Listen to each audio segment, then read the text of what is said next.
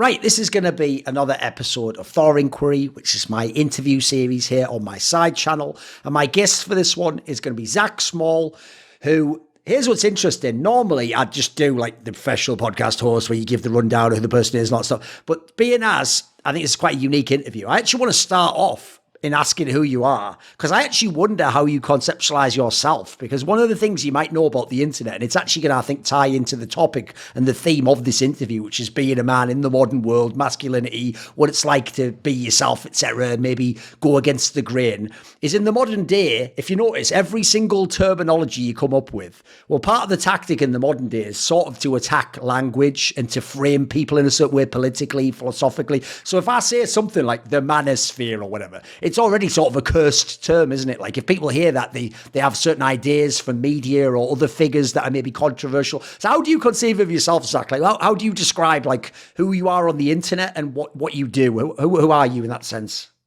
That's a great question. And I really like how you framed it, because you're absolutely correct. Like words matter, and the control over words becomes something people have taken a hyper focus on, is what you're allowed to say and not allowed to say. And so when I look at what it is I'm doing and the message that I'm spreading, I'm a man who remembered that he was a man even after getting married and having children. And that right there is something that a lot of gentlemen have an issue with, because when you have a family, when you get married, there's an expectation that you're going to slow everything down. You're not going to be the guy out there championing for anything, because your job, kind of how we treat children, is to be seen but not heard.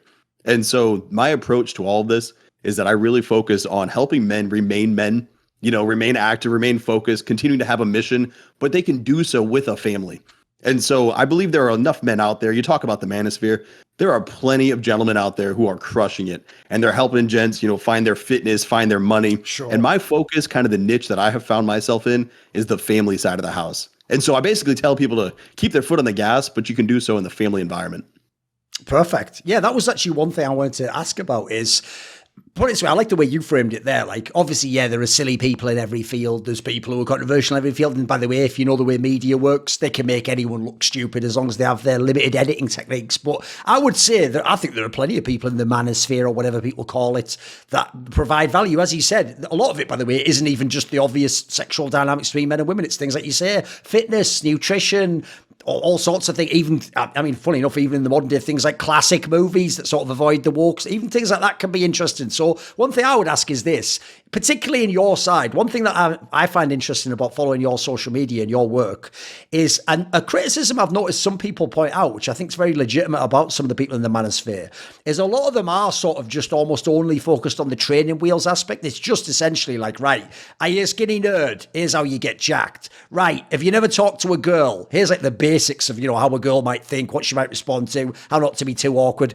Right, do you know, are you a pleb working a 9 to 5? Here's the most basic concept of investing or something like that. Or are you sick of modern world culture? Here's a tiny bit of politics that's a bit edgy. There's a lot of that, but I've noticed in particularly the man element of like men and women and stuff, there's a lot of people, dude, who have advice, which fair enough if they're just trying to be the pickup artist, they're just trying to be the guy about talk to girls. But I've noticed a lot of the people who tried to do your sort of stuff, dude, they aren't even married. They don't have kids. I almost think like, why are you giving advice? Whereas what I like about your work, dude, is you're not trying to just be the general guy, like, right, here's how you talk to it. You're like, here's how I talk to my wife. Here's how I lead my family. Here's what I do with my kids. Here's what I want them to be. Here's what I'm trying to bring to you. It's just what your life is, right? Well, that's it. And it's funny. I've got to do the obligatory, recognizing you having me on here. When I don't, you're primarily talking esports, a lot of things that I have nothing to do with. But I remember stumbling across a tweet of yours where you were just spitting like truth, and you were just speaking honesty. You did it again today. You were talking about how, living with truth is one of the best things you can do against people trying to spread lies. And I was like, man, like that is what's up. And so I don't know how I found myself onto your platform, but I'm like diving into it. I don't even know what CSGO is. Sure. I've watched a few of your things. I appreciate the rate of speech that you have, because I live in North Carolina now, which is southern United States, and things are slower. But I'm originally from New England, and that's the northeast of the United States. And so we speak more quickly. And so when I'm listening to you, I'm like, yes, this man is efficient with communication. Thank you. And so looking at that, the truth element to that, similar to how you can transcend just video games. You can transcend just competition. You can apply it to life. I look to do the same. And so I see these men, I see them go through, the initial stages. They call the anger phase. So men recognize like, oh man, maybe the rules I was following aren't exactly the real rules of reality. I'm pissed off about it. And, they're angry. And it's okay to be there. It's good. Okay, you swallowed the red pill. That's what they're calling it. Yes. You accepted the truth. But then what? What do you do after that? And that's where I come in. Because a lot of these men, they discover the truth, but they've already committed themselves to the family. They already have children they're leading.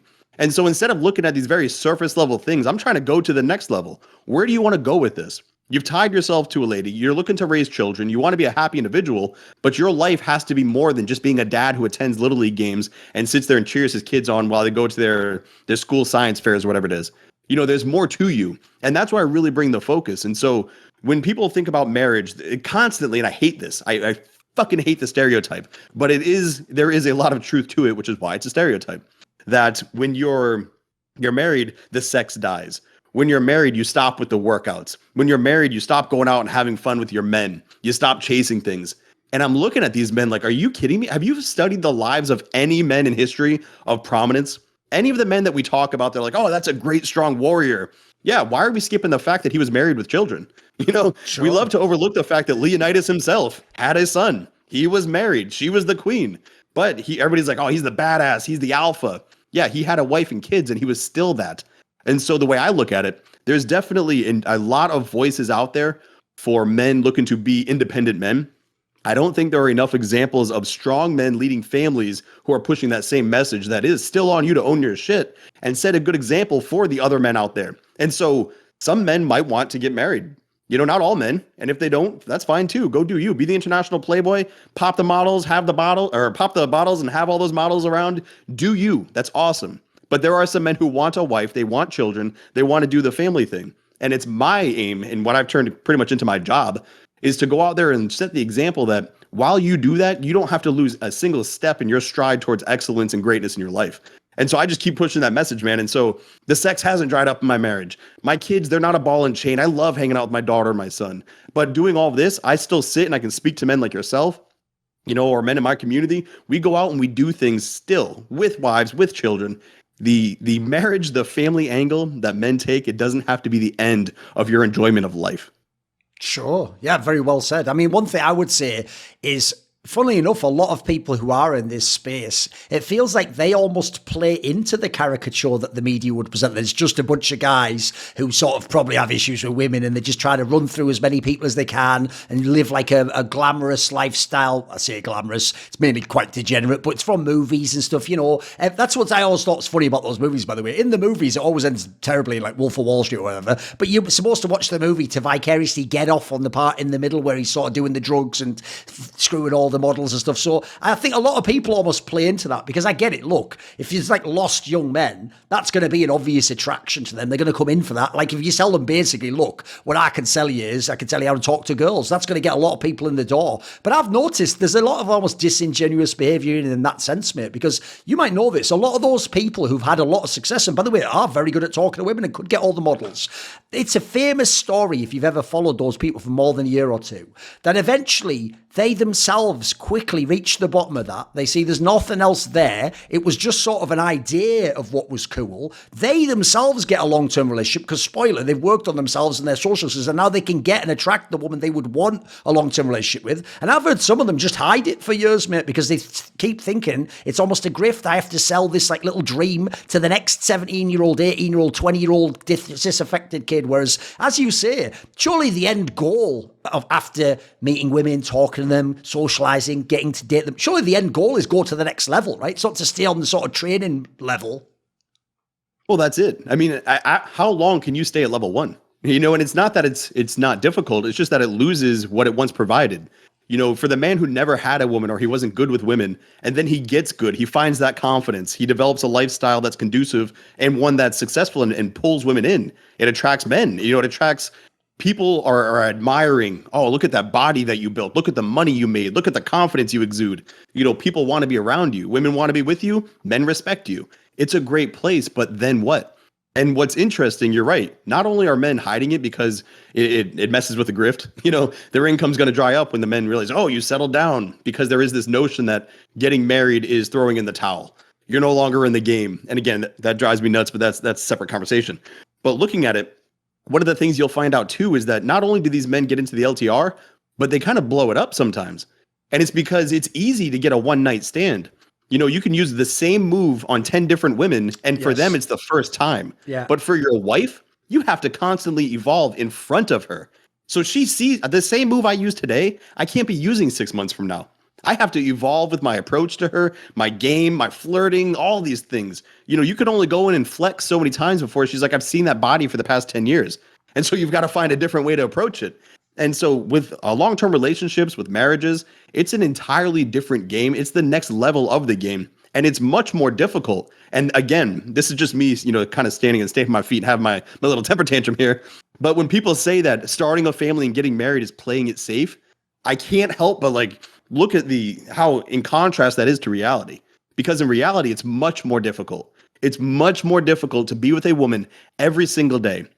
And that woman sees you sick. That woman sees you when you're stressed out. She sees the worst parts of you, and yet you still have to remain attractive. You still have to be able to lead her and connect with her. You've got to maintain your emotional control while you're with her, even when you're mostly frustrated and just want to let loose.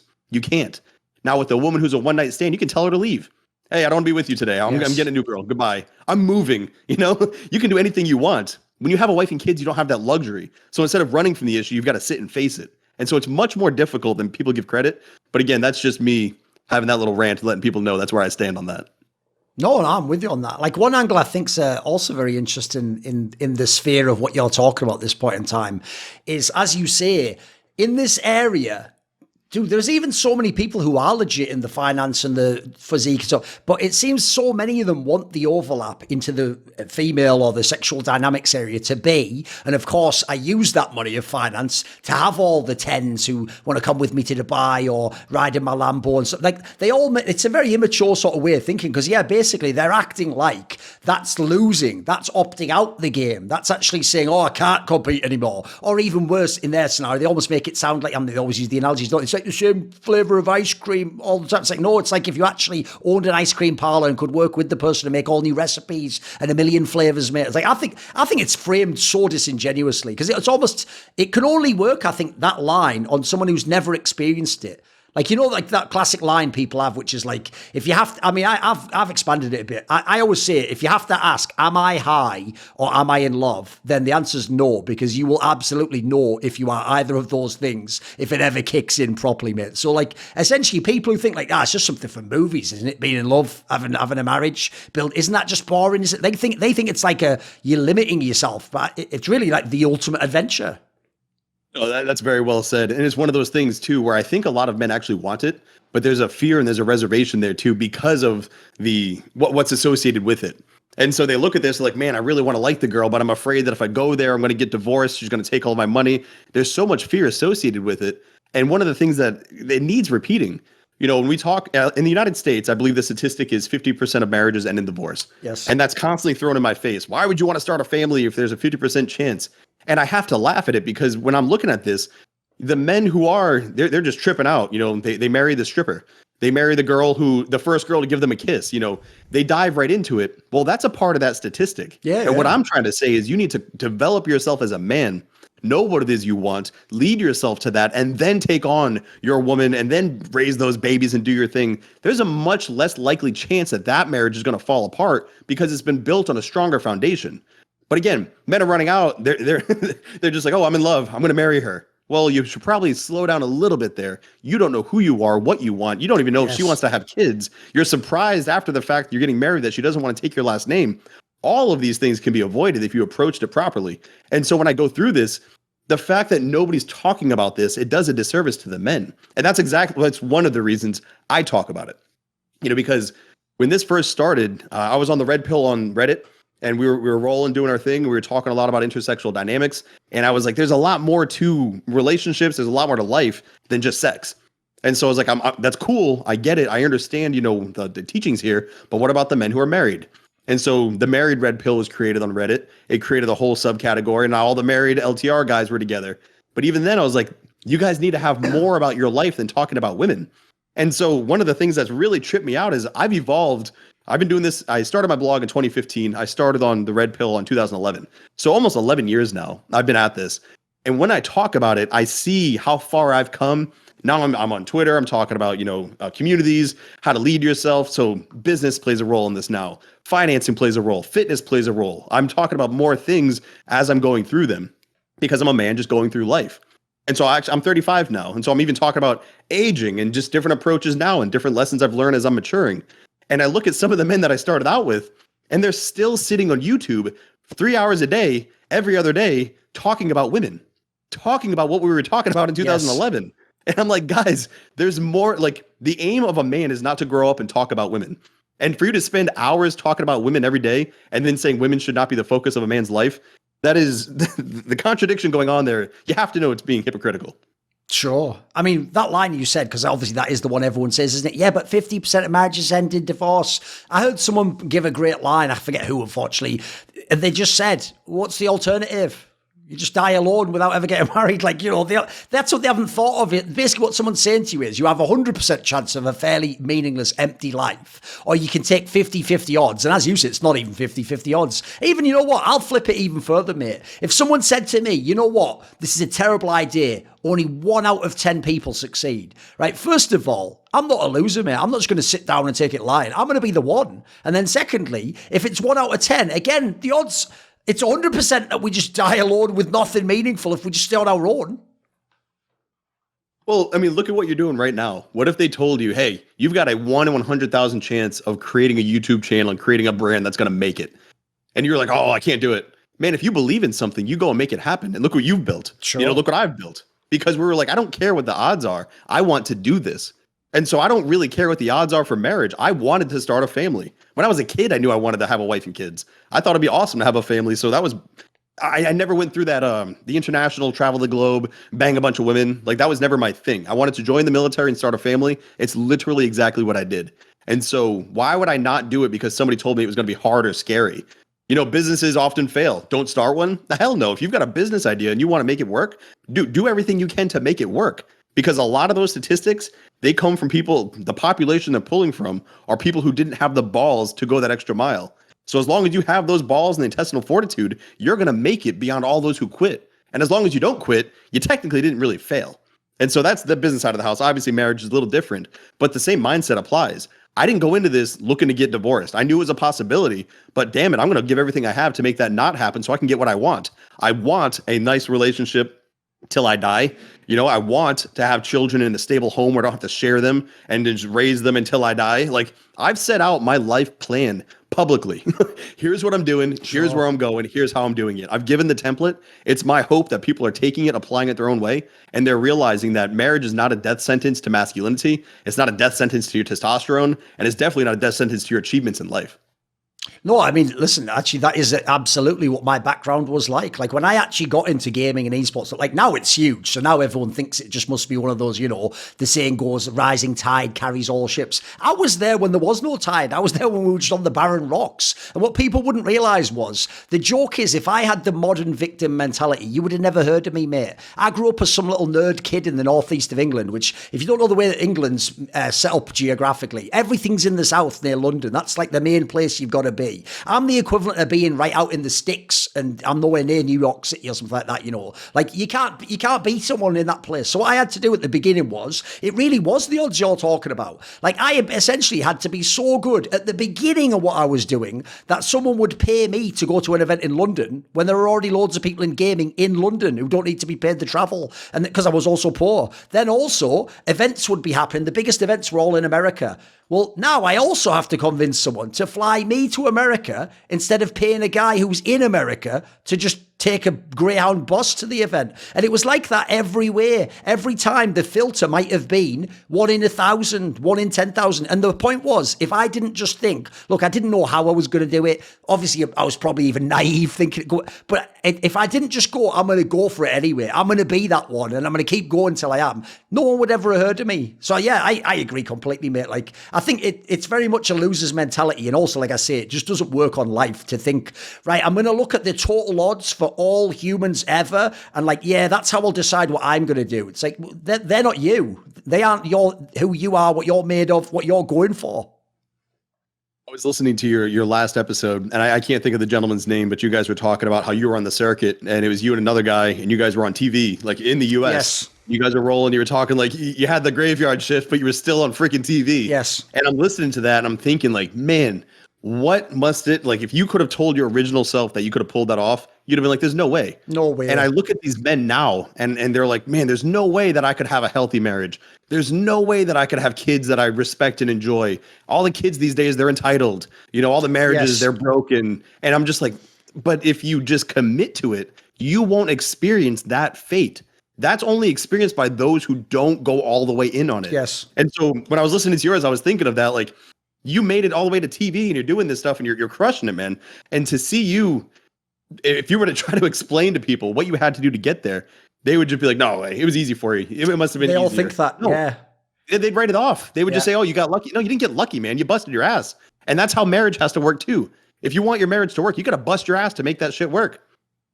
Absolutely. I mean, yeah, one thing I would say along those lines actually is you said it earlier as well. Another thing is like people think that they really think, like, put it this way, a spoiler, I know in your case you were living a different life, but because of this life I've had in this gaming world, which by the way, even that has been some kind of crazy exponential growth. Like for example, I could have a job making like okay money 10 years ago. Then a couple of years into that, I could make pretty good money. And then a few years after that, yeah, I could go on American TV and I could be flying around the world. And you know what? At that point in time, even in gaming, there would be groupies. There would be other women in the industry who would be interested because you have status and power and you're famous. And by the way, when I would just be going, because one cool thing about my job is I could just work on the internet. I've been, for example, I was very fascinated by Korea because bizarrely South Korea's got like a very specific level of excellence in esports, believe it or not, because they just all play games over there. They go really hard, right? I went and lived there for a few years and I can tell you that was my bachelor year time period, right? I was trying to date all these women from like people who are models to singers to just super hot girls. I was living my little teenage fantasy of like, wow, dude, they don't even know I'm the nerd. Fuck, I can line them up one day after another one. And you know what the saddest thing is? Everyone should know where this story's going if you've ever had any experience.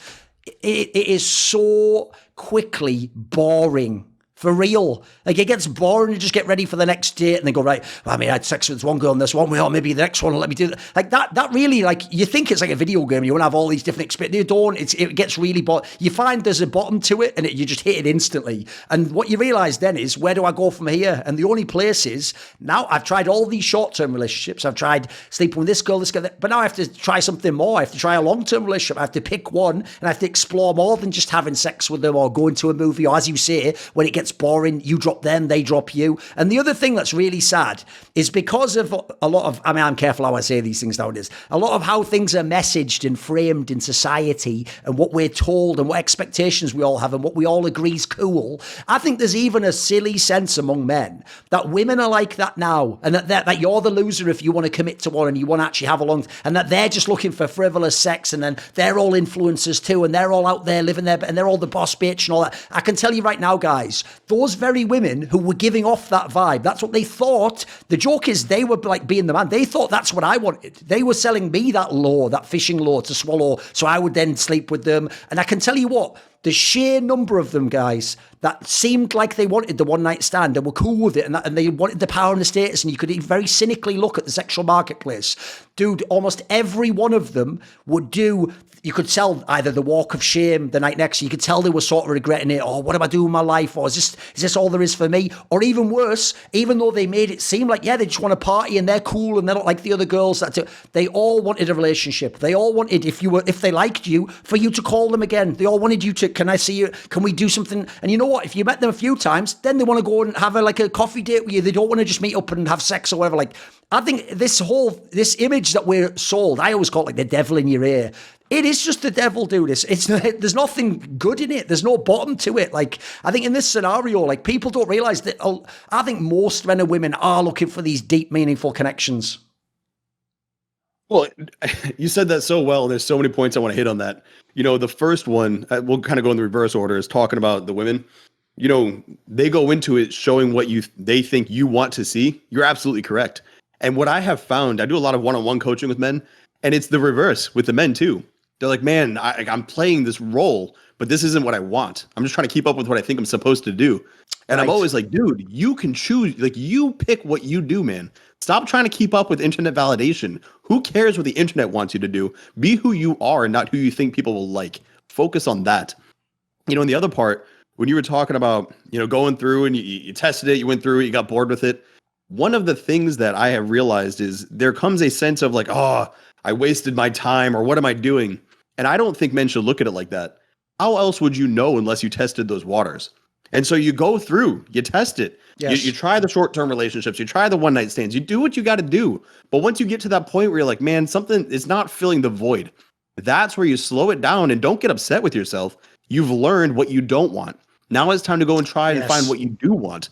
And so it's never a moment of regret as much as a learning opportunity. And so I just hope anybody listening to this, if they're at that point and they're sitting there like, oh, I wasted 3 years of my life doing this. No, you didn't waste 3 years. You were training for 3 years. And it's like Edison, finding 1,000 ways to not make a light bulb, or like 3,000, whatever the hell the number was. That's what you're learning. You found out 3,000 different women that you didn't want. Now you know which one you do want to go and have. Oh, absolutely. I mean, that's even how I often describe it. I always say, what I actually thought, like, this is also how they always, what I notice about the way the media world and the mainstream works is, I describe it as it's inverted. They'll sell you the opposite of what you actually want, but as the thing that you should desire. They'll tell you something's good and to be desired. That's actually the most degenerate, worthless thing. And they'll obviously frame the good things and the positive things and the wholesome things as for losers. You're a mark if you want that. Like, they always frame it that way. And so as a result, I do think that people find themselves thinking in these scenarios, like, oh, well, what I'm trying to do is, it's like, think about every movie, every stupid rom-com. I'm trying to find the one. I'm trying to find the one for me. I'm trying to find my type. What I found is it's the opposite. You actually go on what you figure out if you're smart and you learn. Because in my life and my career, I had to learn every time I fuck up. How are we going to not do this next time? What lesson are we taking from this? As you say, to make it worth it. So suddenly I didn't take an L. I turned the L into a W. So what I would say is this. Every relationship I had, no matter how frivolous, could be what it actually taught me was, that's something I didn't want. That type of a person, maybe I don't want, like, for example, if you think early on, I want someone who's fun. Well, fun, if it's just nightclubs, becomes very boring if you can only go to nightclubs. Then you think, right, all right, maybe then I want the girl who's just like, she just does everything I say. Well, maybe you want that for a while, but then maybe it gets bored making every decision. Maybe you want someone who has some decisions. You know what I mean? Like, it's like, actually, the process of elimination angle is a really good way to get to what you want. Because what I think you're going to find out in life, this was my experiences, because I wasn't the person I am now, or hadn't developed into this person, how could I have known what I wanted 20 years ago, 10 years ago? I don't think I would have known in the same way I do now, even a few years ago, what I want. I've been refining it over the years, That's so well said. And when you look at it from that angle, and you really do appreciate the fact that everything people are telling you to want is not what you want. It's what they're telling you to consume. Yes. They want you to buy. They want you to eat it up. That's when you realize, don't trust that system at all. But it also goes and highlights this. And this is where I kind of like roll in. And I think it's why I found success is people don't think you can achieve the life that you want. And so they don't think that you can have the wife that you enjoy for decades. They think you're going to get bored with her. They think you guys are just going to fall into routine and going to fall apart and it's just stale and bland. And dude, I don't have any interest in going to nightclubs. I don't have any interest in going out and doing that shit. Like, that is not my aesthetic. I don't even like crowds, man. And so to find a girl like that, because I was told I should go out, be partying and doing that and getting after it. Like, I'm also sober. So like, I would need somebody that's not drinking because I don't want to deal with that. I need somebody that's cool sitting. Like, I enjoy quiet. I enjoy just being at home with my family. Like, that's my aesthetic. And so I need a woman who is freaking super happy doing exactly that. Being a mom and being a wife. And that's what I found. And so when you look at it and people are saying, no, you've got to eat this. You got to try that. You got to live this way. No, fuck no, you don't. What do you want to do?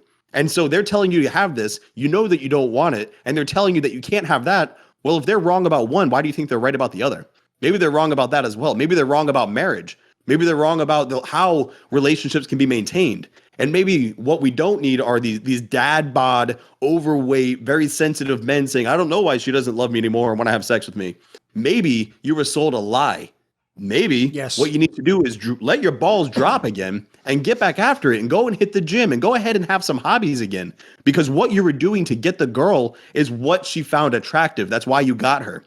So you going out and, taking care of your dress, speaking with confidence, not crying about everything that went wrong in your life, but just handling your shit. That's what I do now. And so right now, my wife and my daughter, they're at the store. They're going shopping because they want to bake something tonight. They came in, gave me a kiss. I was like, hey, I've got a podcast. Like, they're just happy as can be doing their thing. Most people hear about moms arguing with their kids, fighting with their sons. Their kids are lying. Their kids are just, all they're doing is just sitting on their phones, or they're sneaking off and doing stupid shit with their friends. And A, kids should be going out and doing stupid shit. That's how they learn. They should have some fun. But B, because the world promotes this image that parents and kids have to hate each other, people believe it. And it's absolute trash. It's exactly as you said, where they're trying to pitch you this certain lifestyle they want you to live, as opposed to the one that you want to have. And so I live a lifestyle where me and my wife have great relationships with our kids. We're not fighting all the time. We get along fantastic. My kids talk to me about anything. I talk to them about anything. And it's not like this leave it to beaver type shit. It's no, like we have very difficult conversations too. And I'm running, I'm my partner with Fraternity of Excellence. We run a thing called Dad's Day. And Monday through Friday, we're running an hour space on fatherhood. And one of the things we talk about is just how fucking normal it is for us to sit and have a conversation with our children. And for them to support us, we support them, we go forward, we live these confident lives. And everybody else is like, how do you do that? I'm always fighting with my kids. Well, it's because you treat them like mainstream media has taught you to treat them. You're not treating them like somebody that when you were a kid saying, oh, someday I'll have a child, treating them like that, where you're like, my kid's going to be a badass. We're going to have an awesome relationship. I'm going to be a confident man going forward with these hobbies and there's these goals in life. I'm going to chase my mission. I have a vision for where I want to go. Men lose that. And so what do? They become the Homer Simpson. They become the Peter Griffin. There's the sexless marriage, the arguments with the kids, stressed out. And when we see all these issues that we're having, especially when it comes to gender and sexual identity, pronouns, all that shit going on, my kids aren't showing any of those signs. And they're 13 and 10 years old. So they're like in the thick of it, man. They're in a very impressionable age. And we don't have any of those issues because my wife and I don't tolerate that bullshit. And I'm not saying we don't tolerate it in that we're telling our kids to repress themselves. We just don't fuck around with like woke society. We do our thing. We have a great time. And guess what? It spared my children that pressure. Because when people try to push their ideology upon them, they say no. Because we've taught our kids, hey, you identify yourself. Nobody tells you who to be. You choose who you are. You choose how you want to live and the type of person that you want to go out into the world to become. And so with that power and support from their parents, we are spared all of the garbage that you see going on out there, man. And it's rough. You know, I've spoken with a lot of family men who are facing some very difficult things because they didn't do the work and form that relationship with their children. When you don't have that connection, it's like nature abhors a vacuum. And so you know what gangs do? Gangs go and get the kids who have absent fathers. Yes. They say, hey, I love you. I'll take care of you. Well, what do you think the woke, PC, LGBTQ, whatever the hell, those are just gangs. And they're snatching up all these kids who have these horrible relationships with their parents because the parents are treating them like they're in the way of them living a good life. You don't have to have that, man. And I'm trying to help people see life can be so much better. You don't have to live the lifestyle you don't want to live, and you don't have to have a shitty marriage because that's how it's promoted on TV and in movies. Oh, absolutely. I mean, when you say it like that as well, there's another line I have, because that's another fear that people will have. I mean, justifiably, if they haven't thought it through, right? They're going to think, but how could, I mean, it's a classic stupid line in it, but how could I have kids in this world? And they're going to go, now in the modern day, the guy in our space is going to go, but look what's going to happen to them. And this is what I tell them. No, it isn't like that, because think about it logically. It's like predators, right?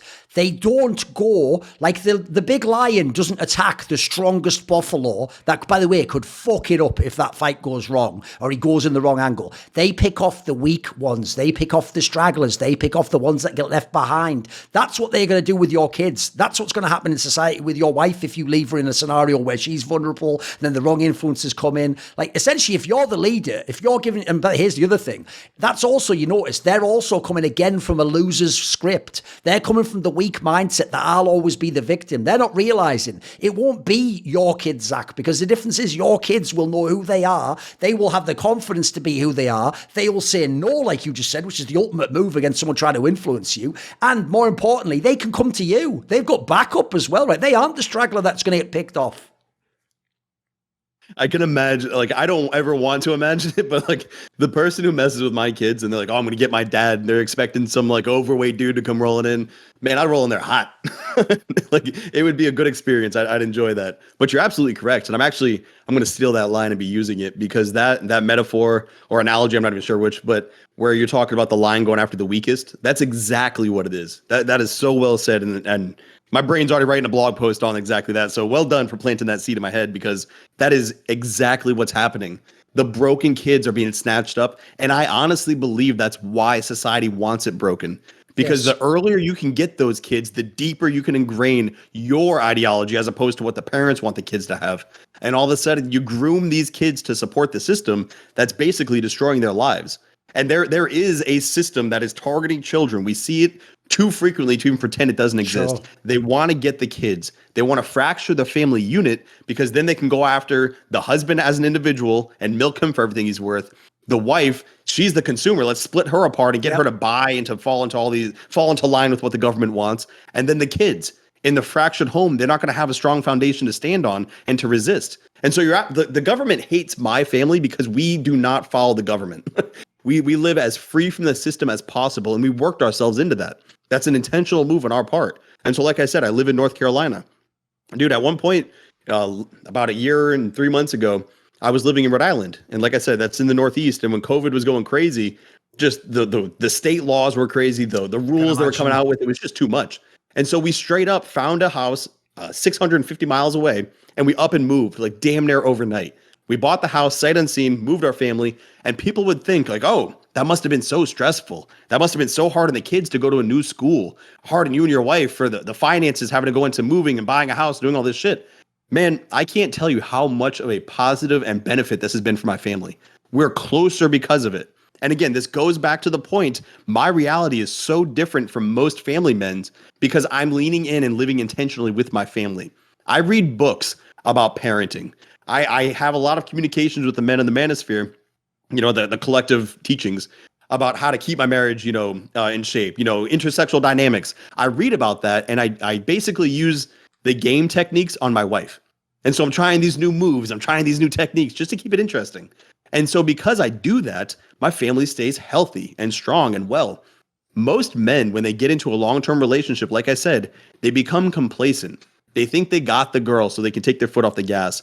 They think parenting is something that you're just a natural at. And so why do you need to research getting better at it? You're just a dad. Who cares? Just show up and keep the kid alive and it's good enough. And that's not the case. And if we can honestly get more men to recognize that, you would see families changing overnight. And it would start with the man saying, you know what? I listened to this awesome podcast from Thorin with this dude, Zac, and I'm going to apply some of the shit they were talking about and watch how that changes their life fucking overnight. By just saying, I'm going to grab the wheel of my life and steer in a direction that I want to go, as opposed to the current that I've been swept up in for the past however many years.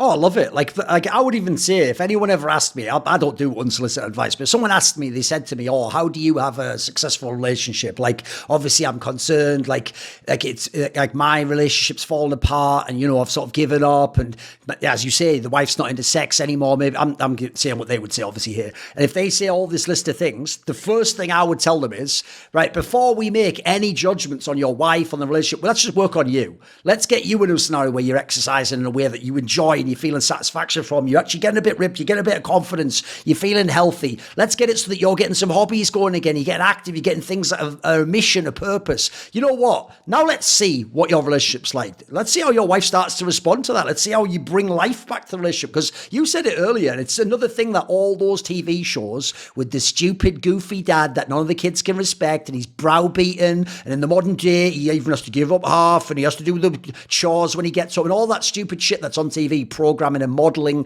people's minds and visions of relationships. You notice the primary thing is he's given up. Like what he's got is he's settled. You hear all the framing of how they say it. I think it's the opposite, mate. I mean, you said it before, that you said it with this analogy about using the techniques on your wife. Like what you're supposed to be doing is think how you got her in the first place. She didn't just come and knock on your door when you're a guy sat on the couch with a beer belly and a pizza watching sports going, oh, there's nothing going on there. Oh, hey, do you want to get married? No, you had to be someone who was active, who was exciting, who had a purpose in life, who something about you spoke to her, you romanced her, you had deep relationship and connection early on. These are all the things, by the way, she still wants now. She just doesn't know maybe how to tell you. She doesn't know how to motivate you. She's the woman, you're the man. So in this particular scenario, mate, I look at that and I think about, retrace your steps to where the mistake was. Retrace your steps to what it is that made you give up. Why did you give up? Because in this scenario, I would say that right there. If you think that getting a woman is like you trick them, and then when they're back at home, it's like, right, we both gave up now, right? But let's just hope it's awesome. It's like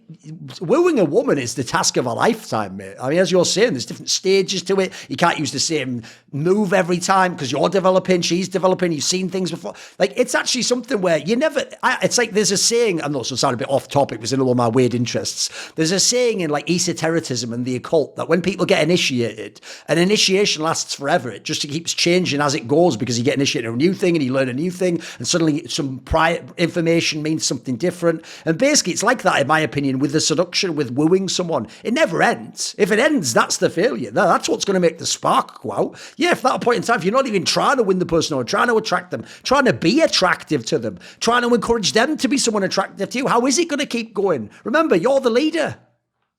And hey, that is I was just thinking that. That's exactly it. You know, if you're going to accept the role that I'm the man, I'm the leader, then you've got to accept responsibility for what you've led the family to at this point. And one of the main things that you have to accept, like honestly, like to your core, is that you're the problem. Yes. And if you want to fix this, then there's some power in that. There is power in being honest. And that's accepting that you are also the solution. And so if you're willing to say, I caused this, if you can get to that point, and you actually do this extremely well when you interview players, you are very honest about it. You just say it for what it is, whether it's a number that you're hitting, whether it's a discussion or what happened. You're like, yeah, you did this for that reason, and that's why it's fucked up. Like, I really appreciate the transparency because there's no fluff. And that is exactly how I speak to these men, because they need to see it. They need to see the reality of the situation. Let's not dance around it. Let's not beat around this bush here. Let's call it what it is. You got fat. You got lazy. You got weak. Yeah, that's hard to hear. It sucks. It damages the ego a little bit. But it's not until you accept that you can say, all right, I did those things, and that means I can come back from those things. I can get myself back in shape. I can start leading again. I can have confidence. You know, and it starts with simple things. Like when your lady is saying, hey, what do you want for dinner? You stop telling her that you don't know, and you make a fucking choice. You cannot go wrong. And if you don't know what you have, and so here's a little game that I'll play. If my wife's like, hey, what do we have, or what do you want for dinner? I'll say, well, what are my choices? You know, because I don't know what's in the fridge right now, or I don't know what's been defrosted, or I don't know what's available. All right, we can have chicken, turkey, burgers, whatever. All right, cool. I pick one. Done. I don't say, hey, what do you want to have? No, you asked me, this is what I want. Let's go make it. You know, and she gets after it. It's easy. But men are so afraid of making choices. And this goes back to, I'd say, societal conditioning. From a very young age, men are told to repress their aggressiveness. Yes. They're told to repress their hyperactivity. You know, quote unquote hyperactivity. You're not hyperactive if you don't like being chained to a desk for 8 hours a day. But that's the label they put on it. And so most men will understand. They've been told to repress, you know, anything that is confrontational. And so they forget the ability of doing this. And so even though they have that flash in the pan where they can show the girl, they view a girlfriend as different than a wife. But I view my wife just like I did when she was my girlfriend. And so by treating her like a girlfriend and not a quote unquote wife, I am keeping that healthy balance there. And I think it's the polarity. You know, there's a little bit of tension between her and I always. Sure. And I don't mean tension in a negative way. It's a very positive way.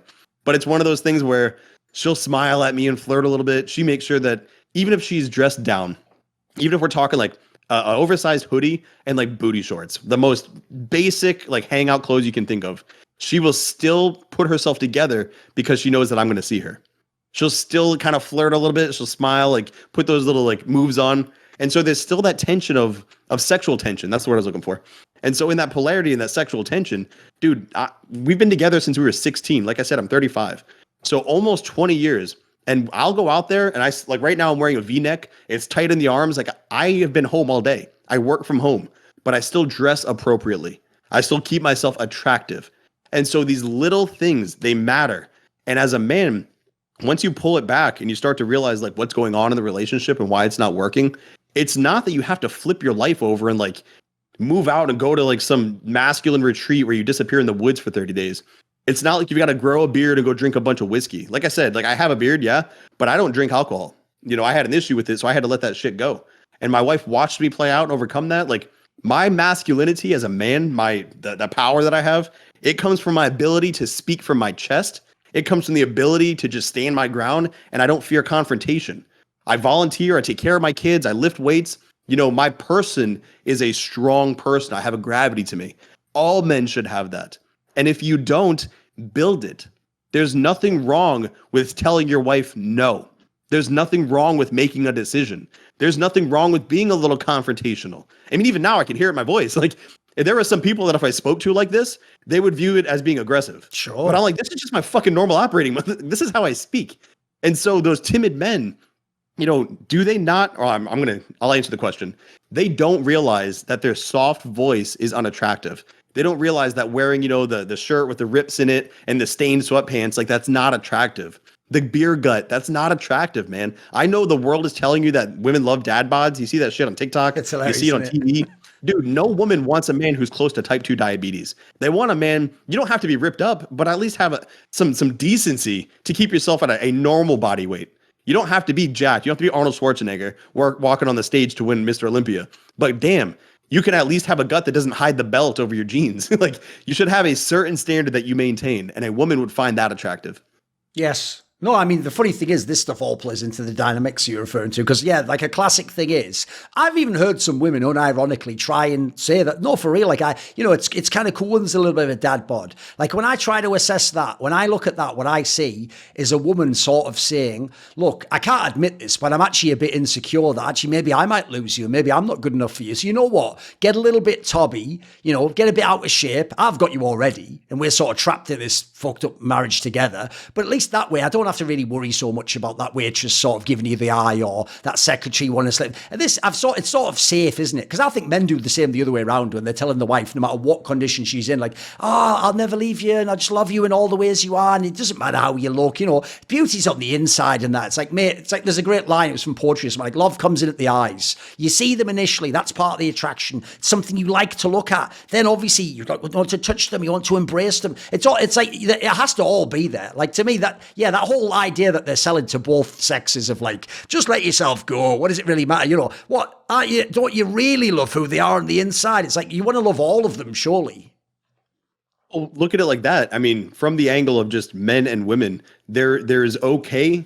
It's meant to have a difference. It's okay to be different from one another. And not only should you be different, but when you compose yourself from the angle of what it is that you want, you're going to find that your woman naturally finds her role in your life.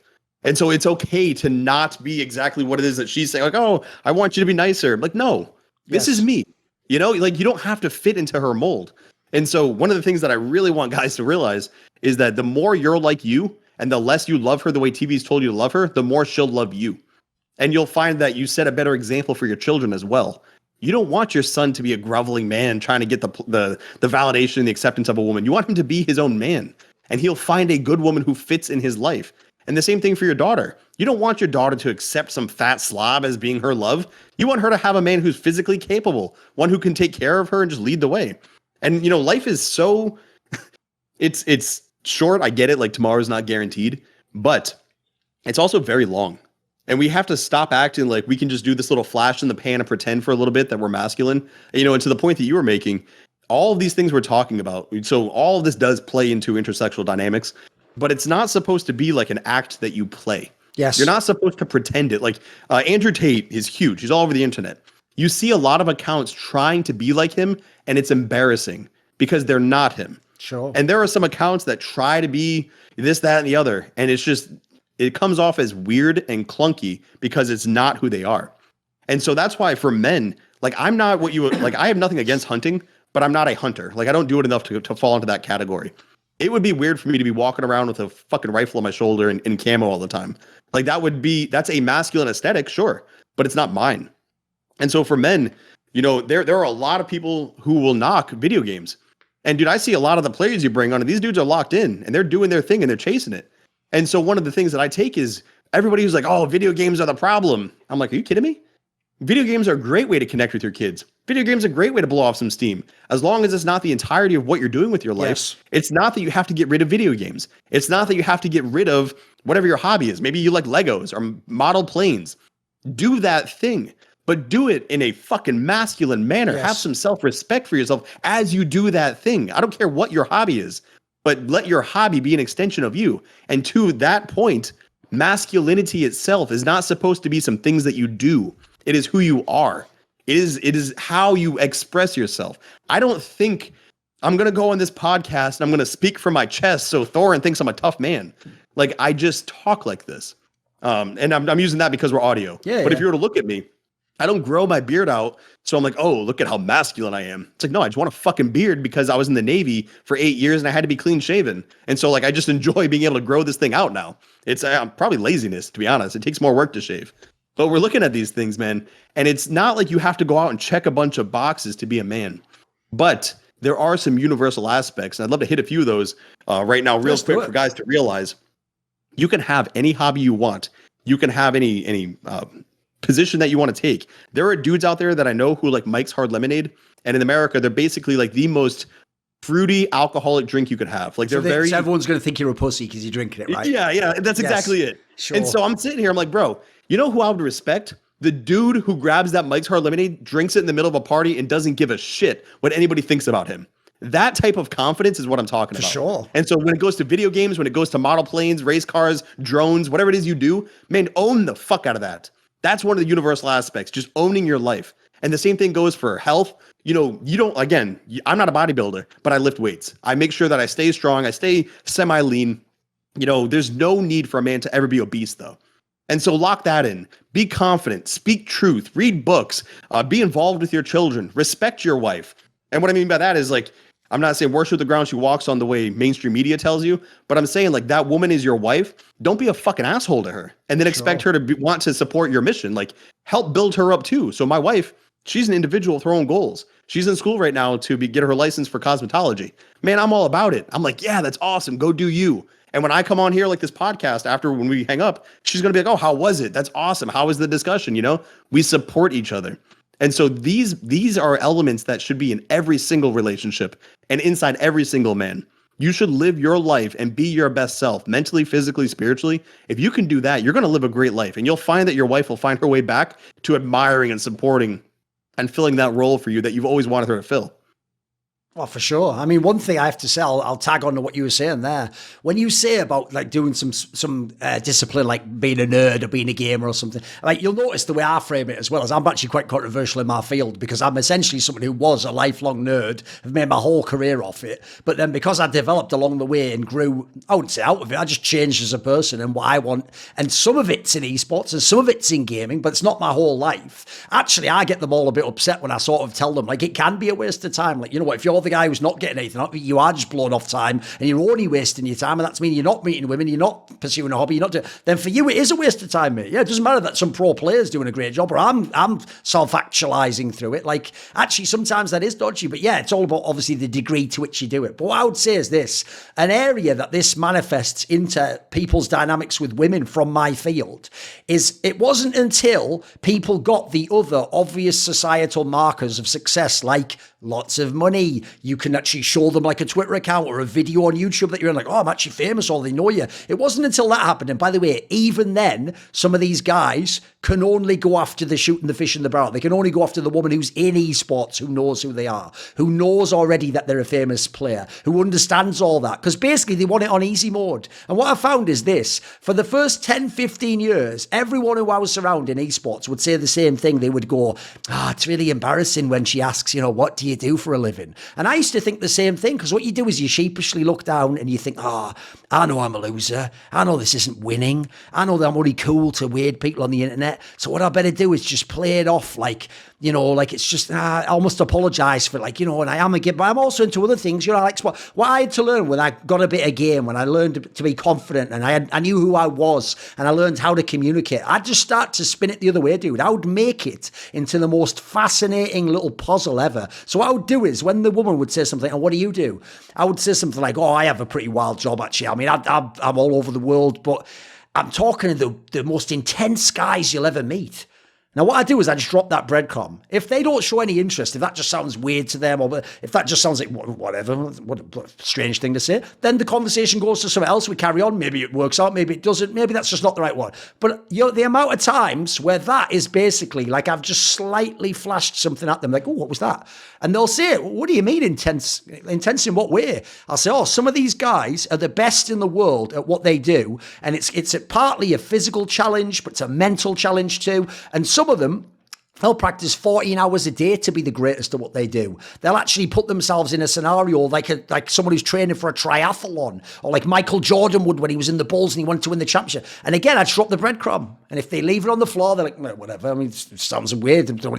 The amount of times they keep picking up the breadcrumbs, mate, and when you just bring them in like that, eventually when you sort of explain what you do, you've just been upselling it the whole time. But it wasn't bullshit. You were telling them real things. You were telling them about, essentially, think about this. You're subcommunicating, and if you're a guy out there, all communication with women, spoiler, everyone, that's why you learn to talk to people. All communication is subcommunication. We can't really be that precise with what we say in words, but what we hope is they get the vibe of what we're saying. They get who we are. They get the feeling we're transmitting. So what you're trying to subcommunicate to the woman there is, I'm not afraid of what I do. I think what I do is pretty cool, actually. I'm really into it. Now, look, I'm not going to try and sell you on it immediately, though. Like, are you into it? Are you interested in this? Do you want to ask me what? If you keep asking, then I'll keep revealing. And you know what? It's a little dance, isn't it? And by the way, not only do women like real dancing, they love fucking little games like that. They love a little sense of mystery. They don't want you to just take it out, show the whole thing, say, right, this is what I'm doing, this is who I am, this is everything about me, accept me or leave me. Like, they don't want that. They want the mystery. They want the dance. They want a little bit of push and pull. Like you're saying about tension.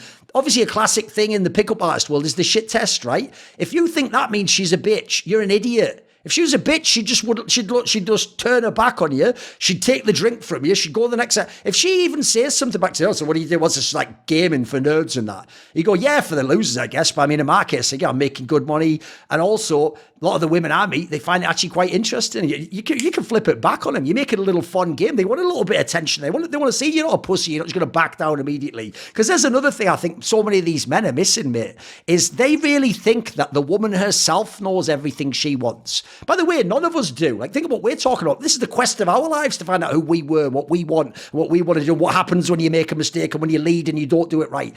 The woman isn't just born rolling out the womb knowing everything. And now she might be told by society to say she does and say she's a strong, independent woman.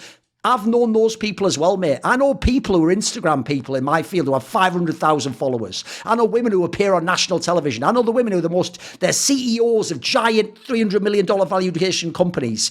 They're still just women, mate. You wouldn't believe how riddled with insecurities they are and how they don't really know that. I mean, I was told this is what I'm supposed to want, but I'm feeling burned out and maybe this isn't the life I want, but it's what I should do because I have to be a symbol for women. Like, there's just lost like everyone is, mate, before you start to chart your course. And if they could find a man who they could love and have a connection with, who would start to sort of be the lighthouse that shows them this is the way away from the rocks, this is the way to where you want to go, dude, they would react immediately, I'm telling you. Dude, Thorin, there are levels to this, and I think you just jumped like from level 1 to level 6. And so I hope everybody listening could keep up because you are spot on with that, especially when it comes to that communication, man. Very few people take the time to understand even overt communication, never mind covert. You know, things like body language is completely lost on people. Things like listening instead of waiting for your turn to talk. You know, the intimidation factor that goes into that. Sure. That's a very interesting one because people think like, oh, she's the boss bitch. Man, all she wants is for someone to be able to keep up with that. You know, any man that could just hold his own and be like, yeah, that doesn't intimidate me at all. You know, and you see it a lot with on TikTok, some woman, she was jacked and like shaved head. She's like, oh, why are men so intimidated by us? And the dude is like, no, we're not. Like, we're not worried at all. And so for a man to be able to say, hey, yeah, that's cool and all, but like, what do you do for you? Like, I don't care about your job. Oh shit. Now we got to talk about other levels to this. What are my hobbies? You'll find really quick that a lot of people who have great jobs have no idea what they're supposed to do with their personal life. For sure. Their job is all they have. But when you start to peel away and say, well, this is what I do for fun, dude, it's incredible how they start to open up and say, oh, I always wished I had done this. Or what's it like to do that? I've always wanted to try that out. And now they're just eating out of the spoon. You're just feeding them because now they're not vicariously living through you, but they're seeing what it's like that they have permission to actually go out and do this. And when they meet somebody who does it, they're like, oh, damn. And this is something I experience a lot when I talk about fatherhood. When I start to talk to dads about like, yo, I get on the level of my kids and I speak to them like adults. Like, they're younger. And so I use obviously age appropriate terminology, but I sit and I get to their level and I show them that adult level of respect. And they're like, holy shit, I didn't realize I could do that. Women are just the same. You can start to speak to them in a certain way. They're like, I didn't even know I was allowed to be a person. I thought I had to play a role. And what's interesting about what you were saying too, is the imposter syndrome that takes over. Guys saying that like either they aren't worth sharing the thing, they don't feel confident enough to share what it is they do, and they don't own it. And so when people like ask me, well, who are you to talk to me about fatherhood? Man, I'm the dude whose marriage is still thriving after being together for 20 years. I'm the dude who has kids who have a strong identity. They're confident individuals. They're going out in the world and they're crushing it. Physically, they're both good at their sports. They're both good academically. They're both just happy children. I'm the dad who doesn't have fucked up kids. That's why I'm talking about it. If my kids were fucked up, I would shut the fuck up and I would go research and learn about why that happened. But that's not the case. And so, well, who are you to lead these men and do all the stuff that I do online? Similar to you when you're like, yeah, like you drop the breadcrumb, I'll drop a breadcrumb. Hey, yeah, I'm into this. Or, I work online. I work with a lot of men from here and there. Like, oh, cool. Like, what do you mean? And then when they open that up, it's like, all right, let's go to the next step. Let's go to the next level. And then when they're really interested, you'll have one of the most great, genuine discussions that's organic. I mean, very similar to what we're doing right now. Like, this is not scripted. This is just being able to talk. There are a lot of men who cannot come on and talk to you about their passion because they don't know what their passion is. Yes. They don't have passion, to be honest. They have things they like, but they'll be like, oh yeah, I watched that football game last Sunday. What an injury that guy had. Okay, cool. Like, what else you do? Oh no, that's it. I go to work. That's it, huh? We're going to end it there. That's all you have to talk about. It's the same men who they don't go out and do anything. And so when you see them a year later, hey bro, what's new? Nothing. Man, you can't live like that. You have to be doing something with your life. You have to be chasing a passion. You have to learn to connect with others. You've got to learn to communicate. There are a lot of men who are really good at things, but when you ask them how they're doing, they can't explain it because they haven't ever taken the time to sit and learn, how do I engage with others? How do I come across? How do I carry myself? Do I speak properly? Do I take my time? Am I interrupting? Do I wait for my turn to talk instead of actually listening to what the person's saying to me? One of the things I do on my podcast is I used to take like bullet pointed notes, and I would say, all right, I'm going to ask these 10 questions. I'm going to funnel it this way. Dude, I stopped doing that. My notebook now, it has the person's name on the top, and I'll take notes as we're talking just to remember what they said so I can come back to it. But dude, like when you script it and you think that you've got to go through life scripted, it's like you're playing the game of, hey, how are you? I'm fine. How are you? I'm good. Okay, that's good. Man, you have to have more than that. Be the person who asks the question and actually listens to the answer and then follows up. Like, hey, what's going on? Oh, nothing. I just changed this thing. Oh, so you swapped something around in your house. What led to that? Or how much did that cost? Or what motivated you to do that? Dude, people can start finding connections again. And where I'm going with this is when you get to the level that you were just talking about, where you can connect and you can help kind of guide them along the discussion and facilitate growth between the two of you, that's the people who never question, what's my purpose in life? Your purpose is to connect. It's to interact. It's to engage with others. I don't ever feel alone, isolated, or depressed, where so many men do. Especially, I'm mid-30s, so I'm like cruising towards, midlife. That's where they lose all their friends. That's where they stop even hanging out and doing things. They kind of hang up their weight belt. And they're like, all right, I don't need to be strong anymore. They stop connecting and they stop having purpose.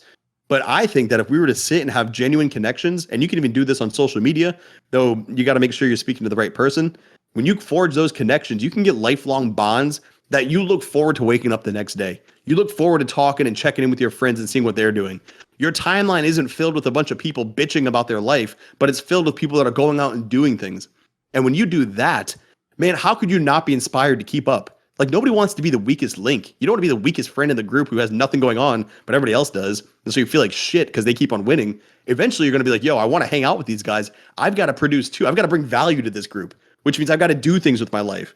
And if you're in the right group, you can say things like, hey, Thorin, how do I start this? Or what challenge did you face here? I feel like I'm stuck. And you can be like, hey man, I also hit that wall. Here's what I did to get through it. You can accelerate their growth, but that never happens if you never take the time to sit and communicate with another person. You never take the time to sit and build an actual relationship with them. And so people's failure to do so often stems all the way back to, like I was saying, is to either having imposter syndrome and thinking that they don't belong where they are, or they just don't ever develop a passion and therefore they don't do anything. And basically that's dying years before you ever enter the grave. Sure. Yeah, one area I'll pick up on here is when people think about the idea of, like, one thing, here's how I'll explain it. One thing I've always tried to do in life to try and figure out mechanisms, like how do dynamics work, who is the other person, who am I, is I try to observe other people as if I was almost watching like a nature documentary with the anthropologist, David Attenborough, and here we observe the bison, it goes to the watering hole to the, when he's doing all that. But the difference is I'm not doing it in a cynical way. I'm genuinely trying to think, what is in this case, the bison? What is the woman thinking? What am I thinking when I'm in that scenario? What's going on behind the conversation? Like I say, the subtext. And because it's something I do in the game that I find very useful. One of the things I try to do when I observe the game and analyze it, a lot of other people are just very, very cynical. They're superficial. And what they'll do is they'll say something like, this guy made such a stupid decision in the game. He obviously doesn't know what he's doing. Like, what an idiotic thing. He should have done this instead. What I try to think is this guy's a professional player. Even if he's not the best professional player, he must be trying to do something that's in line with what he practiced,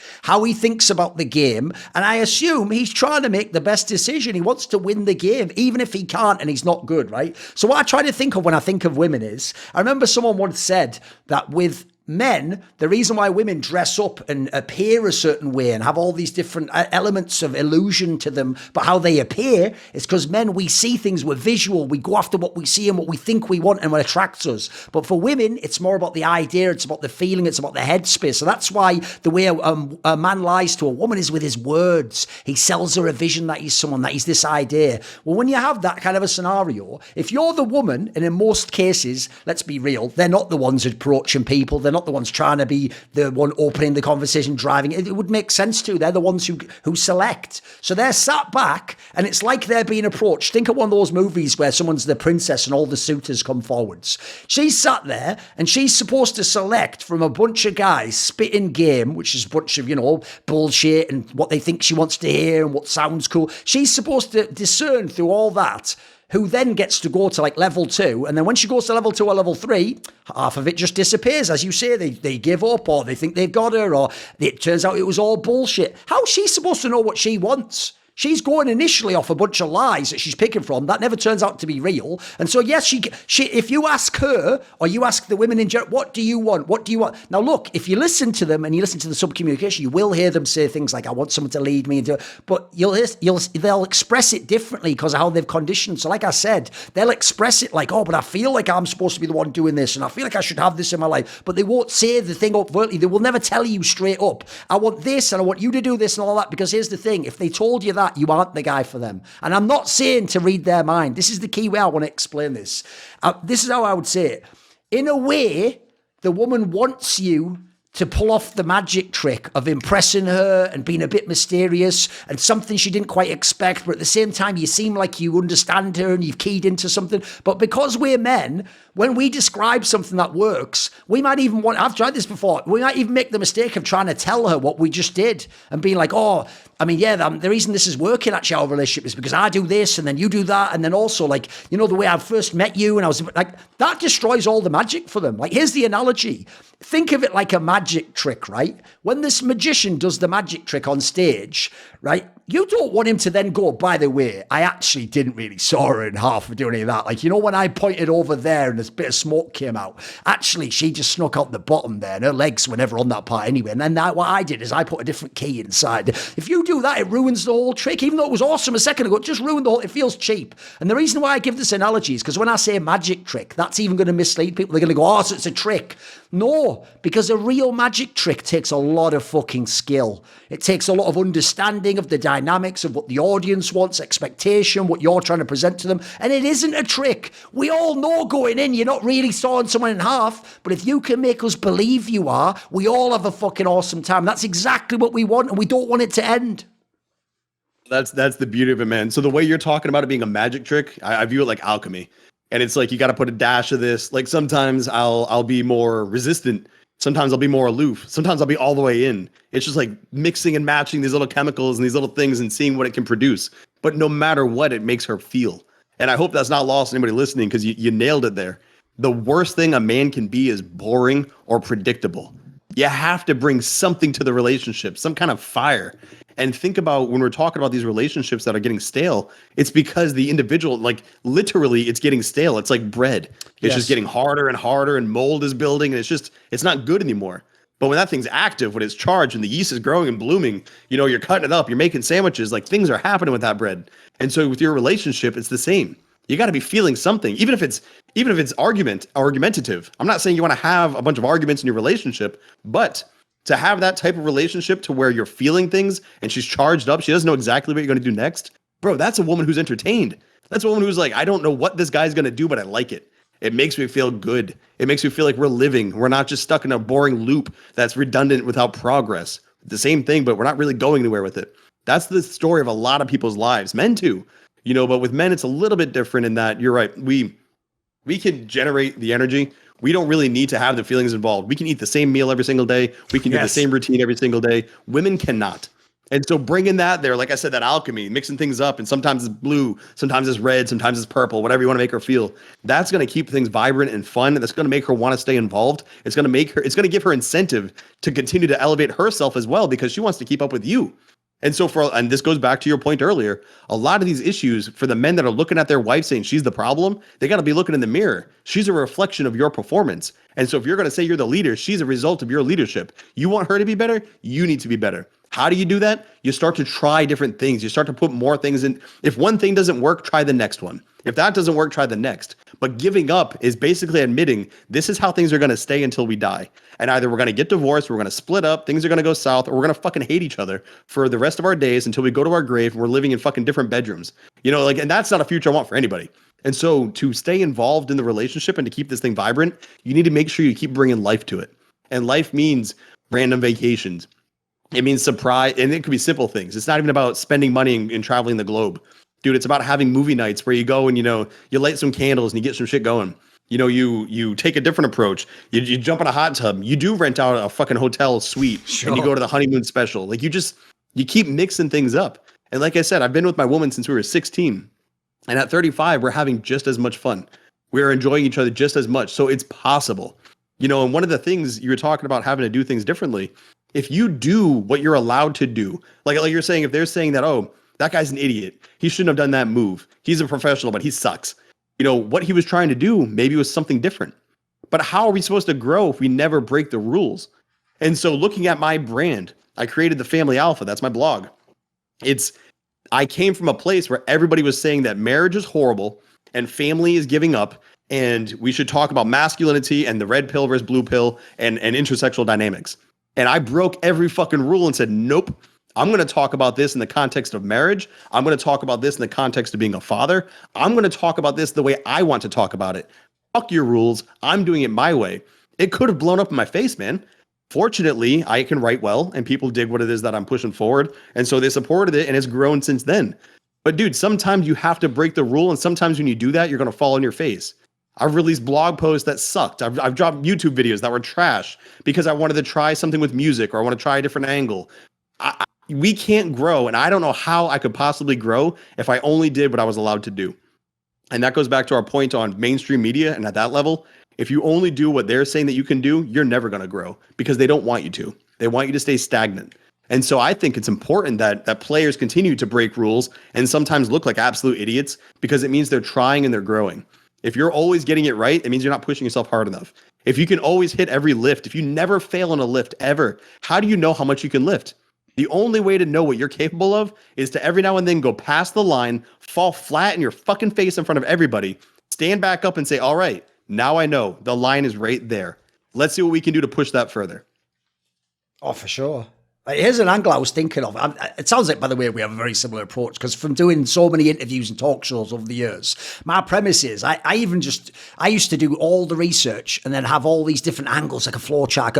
Like you're saying, once you get into a good convo, you actually learn. You just put in reps, like listening to the person, coming with something interesting and adding value to what they said, bouncing off on that. And when you do that, like actually, by the way, the real secret, if someone wants to try this, but they want like the safety net, you just have a notepad. And then when, as I'm sure you're doing, when I say 5 things and I go on 4 tangents, you can still write down if you want to loop back to one later, but you can pick the order then and you can mix it up and you can choose actually halfway through. Oh, you said something. I was going to scrap that one. We'll go to the next one. So one thing early on that you were referencing as well is, here's another thing as well I think about women is, one thing they are really good at is, I think they're encouraged to do this by other women, by culture. They're really good at picking who's to blame. And that's a little game they're sometimes playing, right? Is something's fucked up, could be the relationship, could be something in my life, could be the financial situation. And what they're going to do is they're going to pick someone to blame. And what can happen is this, when they're in that state, and this is what's going to happen if your relationship's run down, they're either going to pick themselves or they're going to pick you. And spoiler, because you're part of the reason the relationship's run down, they're going to pick you.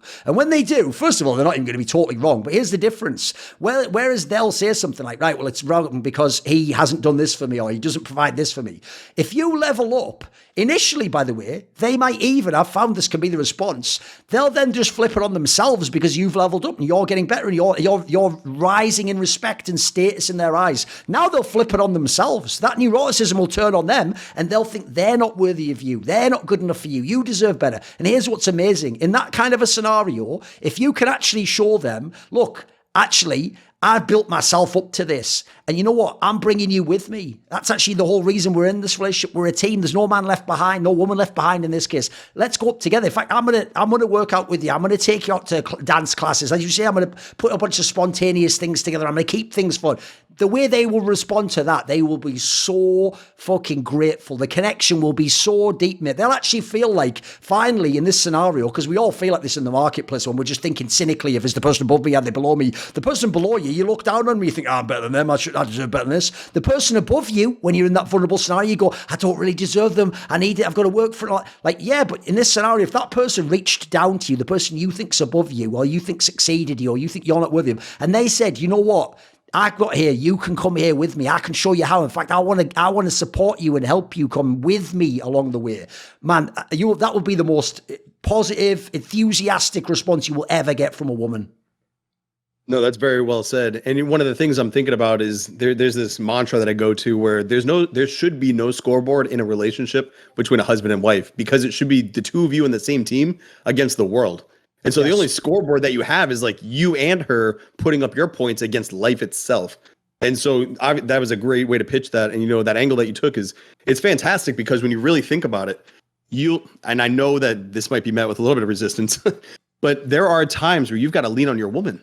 There are times, man, sure. like my wife is my wife, dude. Like, and so when I travel, like when I go and do things, I lead retreats or whatever, like my house, it can't fall apart because I'm not here. And so I've got a wife who she's not only capable when I'm here to tell her what to do. Like, she is a capable woman. That's part of why I picked her to be my wife. Like, she can take care of the kids. She takes care of the home. You know, she doesn't go crazy with the finances. Like, life is good. And that's what men need. You want to build your wife to being an active team member who knows your vision. And so this is where you can share with her. Like, if she's struggling with something, you're like, yo, I've got your back. We're in this together. 100%. What you're saying, that energy through the roof. It's fantastic. And honestly, it leads to great nights. But one of the things you can do too is when you're working together on these things and you share your vision for life with her, you share your mission, like, hey, here's where I'm trying to go with you. Here's where I'm trying to go with the kids. Here's where I'm trying to push myself. And here's where I want to see you grow.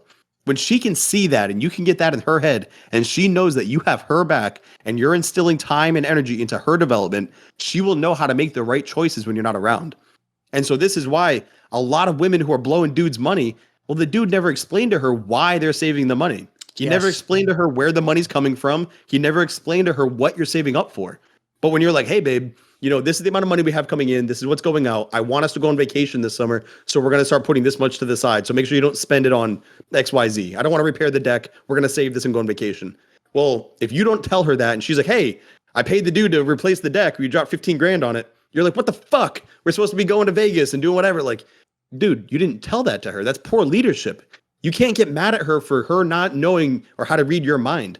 And so it's important that we develop our women also, not just so there's no scoreboard and we're picking at each other, but also so they can make choices on their own and you help them to lead themselves to better attainment in life. And one of the things you said, and this is actually pretty funny because sometimes while I'm speaking, I'll basically critique myself live. And you sort of did that earlier when you were talking about taking notes and then kind of recapping, because we're in the flow. Like right now, like it's just flowing. There's no script here. We're just talking kind of about what's going on. And when you were talking about sort of observing yourself and just seeing how things are going and like, all right, so here's 3 points that he made. You made the point on, you know, communication skills and taking the time to listen to what they're saying and actually paying attention. You know, I have a little whiteboard that's in front of me and I'll write down like a word. And the word I wrote down was hobby. One of the things that I've realized is when people treat their marriage or they treat just themselves like it's a hobby, like every now and then, you know, I'll work on me, I'll pay attention to what I'm doing. You get hobby results. But when you're intentional and you treat it like a professional, you sit here and I'm listening to what you're saying, you're listening to what I'm saying, and we're focusing on this point and hitting it from all of our angles of attack. You treat it like a professional here. When I go and talk to my wife, I pay just as much attention. And I see maybe she's been talking a lot about stress from school, or it's out of character for her to be quiet at the dinner table, but she was quiet today. When you treat it with that level of professional attendance and, you know, kind of immersion in what's going on, you help spare yourself a lot of blowups later in life because you can catch it very early on. Yes. She might not even realize she was being quiet. But then you're like, hey, babe, I noticed this. And that opens the door for her to vent it out before it's a problem. Oh, thanks for bringing it up, Zach. I had a bad day or whatever it is. Same thing with your kids. You notice that your kids, they've been bickering at each other or they're just acting out of character. Or maybe every day they come in and they're like, hey, I love you, Dad. Great to see you. And then they go in the room and play. Well, if they don't do that, if you're just treating it like a hobby, you won't even notice. But if you're treating it like a professional, you'll be like, hey, little lady, come here. What's going on? And all of a sudden she opens up about whatever, she got into a fight with her friend or whatever it could be. And then you can hit that at the source. But what if you never do? And that sits and it eats at her all night long. Or your wife is carrying this problem for days. And all of a sudden she erupts and flips out over something. And you're like, what the fuck is that coming from? You can save yourself these huge blowups by getting it early on, by treating it like a professional. And so I am professionally paying attention to my family, man, like how they speak, their body language, all of who they are. And it's to the point now where I don't even have to think about it. It's just default now. It's just a habit. And so I just pay attention when people speak. I was on instructor duty for 3 years in the Navy where I was teaching Marines and sailors about cryogenics. And one of the things to get a certain qualification is called your master training specialist. It's the highest qualification you can get as an instructor. I went, I got it. And a part of that process is literally hours of being recorded. And every time you move your hands improperly, it's a check mark, a deduction. Right. Every time you say, if you say 3 ums in an hour time frame of delivering your instruction, you fail. I bet that shapes you up real quick, right? Oh, dude. They would put it on the screen. They would put it on a projector, and all the other instructors would sit there and chew my ass up. Right. So I learned really quick how to get my shit in gear. But what it did is learning that communication skill. That's probably the greatest strength to all it is that I do. I developed my writing. I'm a pretty good writer, but I'm an exceptional speaker. And it's because I put the reps in. And so if husbands and men were to put more reps into fine-tuning their communication skills, fine-tuning their body language, and that bleeds into fine-tuning their weightlifting, fine-tuning the consistency with their exercise and their training, their style.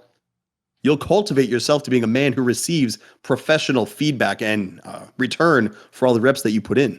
So if you're going to treat life like a hobby, you're only going to stay at that hobby level. But when you decide to go all the way in and you pay attention to these little things and you start to act like a professional man, you will have family that doesn't have issues that other people have. You will get opportunities that other people don't get. You will carry yourself to a way that other people want to connect with you. They want to be a part of what you're doing because they see you are somebody they can put their brand on. Like right now, actually, I'm on your podcast. I could harm your brand if I came on here with some nonsense. But by conducting myself properly over the years, and you've seen that, I can come on here and you trust that I'm going to deliver a good quality product. And that's only a product of treating life like a professional. And so I try to help men understand like what you do matters. And if you want to get more than what you have to do more than what you've been doing. And obviously the results, it picks up. They start to get those results like, oh shit, maybe I should have been paying attention all along. And I'm like, yeah, you really should have.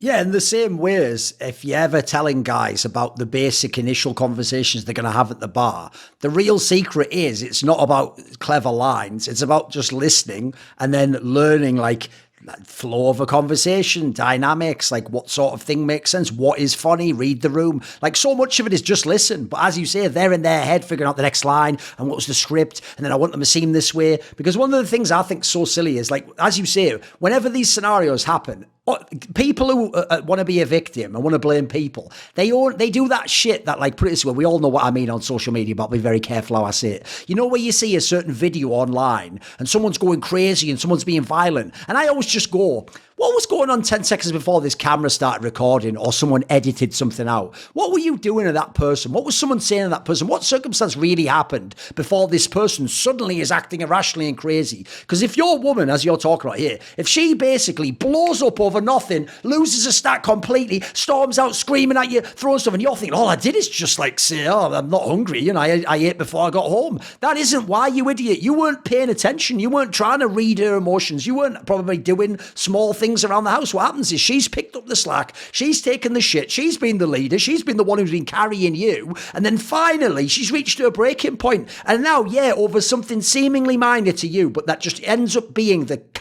straw that broke the camel's back, and basically just highlights how fucked up the weight you're putting on her is. She's going to go mental over that. And if you're the guy in the bar later turning into some guy going, women are crazy, eh? They don't know. It's like, no, mate, with very rare exceptions, spoiler, probably not the people we're talking to, with very rare exceptions, you probably contributed to that. You helped build that up, or your lack of action did. Because one thing I would say, you nailed it earlier, one of the things I always think is this.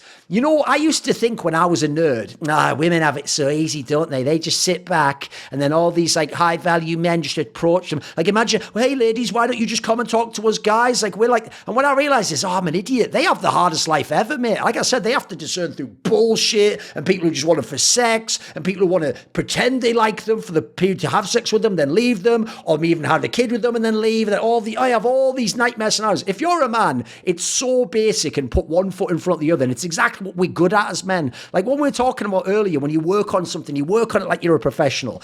Like you said earlier, when people see I've been on television or they listen to my podcast, I get this all the time, mate, because I've been around so long. I've been in my field for 21 years that like even the average person who follows my work, maybe they followed it for 2 or 3 years. Maybe a really old school fan followed it for 10 years. Well, I'm now at the point where 10 years ago, I'd already started to become what would appear like the finished product. I'd worked on things. And so what's hilarious, mate, is I get people who tell me stupid stuff. Like, oh, well, you're just an extrovert, aren't you? I'm like, what are you talking about? I was a nerd in my bedroom with all the computer games, all the comic books. I knew everything about what year a movie came out. I couldn't have had a conversation with one for 5 minutes. When I started doing gaming interviews, mate, to me, the top player was the hot woman, the 10 out of 10, and I was scared shitless to talk to him. I used to go to events, this is before you even had video interviews. I used to do audio interviews. Think of the context of what we're doing now. I used to do audio interviews where I would just do a post-match interview. So what happened in the game? Why did you lose? That's a weird choice that you chose that map to play on. You usually bet on this one. And mate, when I would get awkwardness for one moment, when I would feel silence, when I couldn't think of something for 1 second, literally, it felt like it was an hour, and I would just feel panicked, and I would think, I can't do this, I'm not a social person, and I would quit the interview 2 minutes in. And what would happen was, you would never know, that guy would never be here right now, but what happened is I actually had to learn the basics. I went away and I reviewed what I was doing, and I tried to figure out, right, actually, I could have asked another question there. Actually, he gave me an in. He said something earlier that if I'd have thought about it and I hadn't been in my own head, I could have said, oh, what do you mean by that? Or, well, could it be that? And I could have kept the conversation going. And another thing I learned to do was, you know what, like a man, I learned to actually, you know what, suffer a little bit of discomfort sometimes. It's going to be awkward when there's a silence. So I learned to just ease into that. And what I used to tell myself was, I can last a few seconds of silence, because the second I start talking again, the audience forgets the silence. They listen to what we're saying again. He's answering what I'm saying. Maybe for a second it was weird. That goes away if I ask a good question. So I basically made my weakness my strength, just gradually, step by step, brick by brick, I built it, one foot in front of the other. And the best thing I think if you're a man is, you might think, sadly, oh, this guy's just cool and this guy knows it. No, even if he's a natural, well, guess what? He's now got a limiting factor, which is he's might be good at it naturally, so he probably never work at it. When you work at these things, you can become better than any natural unless they work at it loads. And so what I would say to men is this, the best part about being a man is,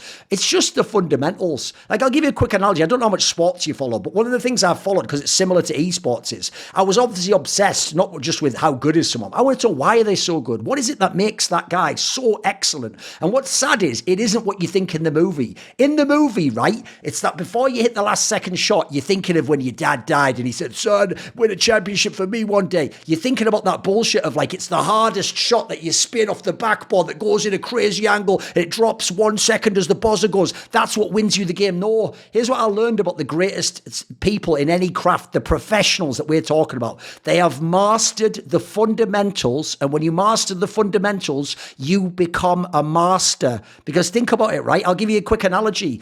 if you think of someone like in the NBA right now, one of the best players is Steph Curry, who's the best 3-point shooter probably ever. Now, an idiot, a young guy would think, right, well, since he's the best 3-point shooter ever, he probably goes, right, chuck a few 3-pointers in, but I've nailed that. Now work on, fucking passing and maybe like some other element. Like, no, he practices the most 3-pointers of anyone. He's already really good, but then he practices the most. He masters the fundamentals and he never stops mastering them. And if men just knew that, master the fundamentals, keep doing them, do things like take a dance class that your woman's going to go to with it. She's going to love that, mate. Yeah, you're going to be shit when you start. You know what? When she sees you have the balls to go to something you're shit at with her, go along when she's shit, support her through it, tell her we're a team, we're doing this. You get a little bit of flair, you're a little bit good. She sees you develop and get better and better and better. You will just go so high in her esteem. She will view you as a winner. She'll, like you're saying, she'll want to be part, she'll want to jump on the winning team and join you in all this. When that point on Steph Curry and the first point you made on the dude talking about his lady, that the perception, it's not always reality. And I'm starting to realize in this conversation that oftentimes perception is not the reality. And so maybe, again, we're talking about looking at society as what is success. And I'm like, we'll basically do the opposite of that. Maybe we should be looking at a lot of people who have actually achieved success.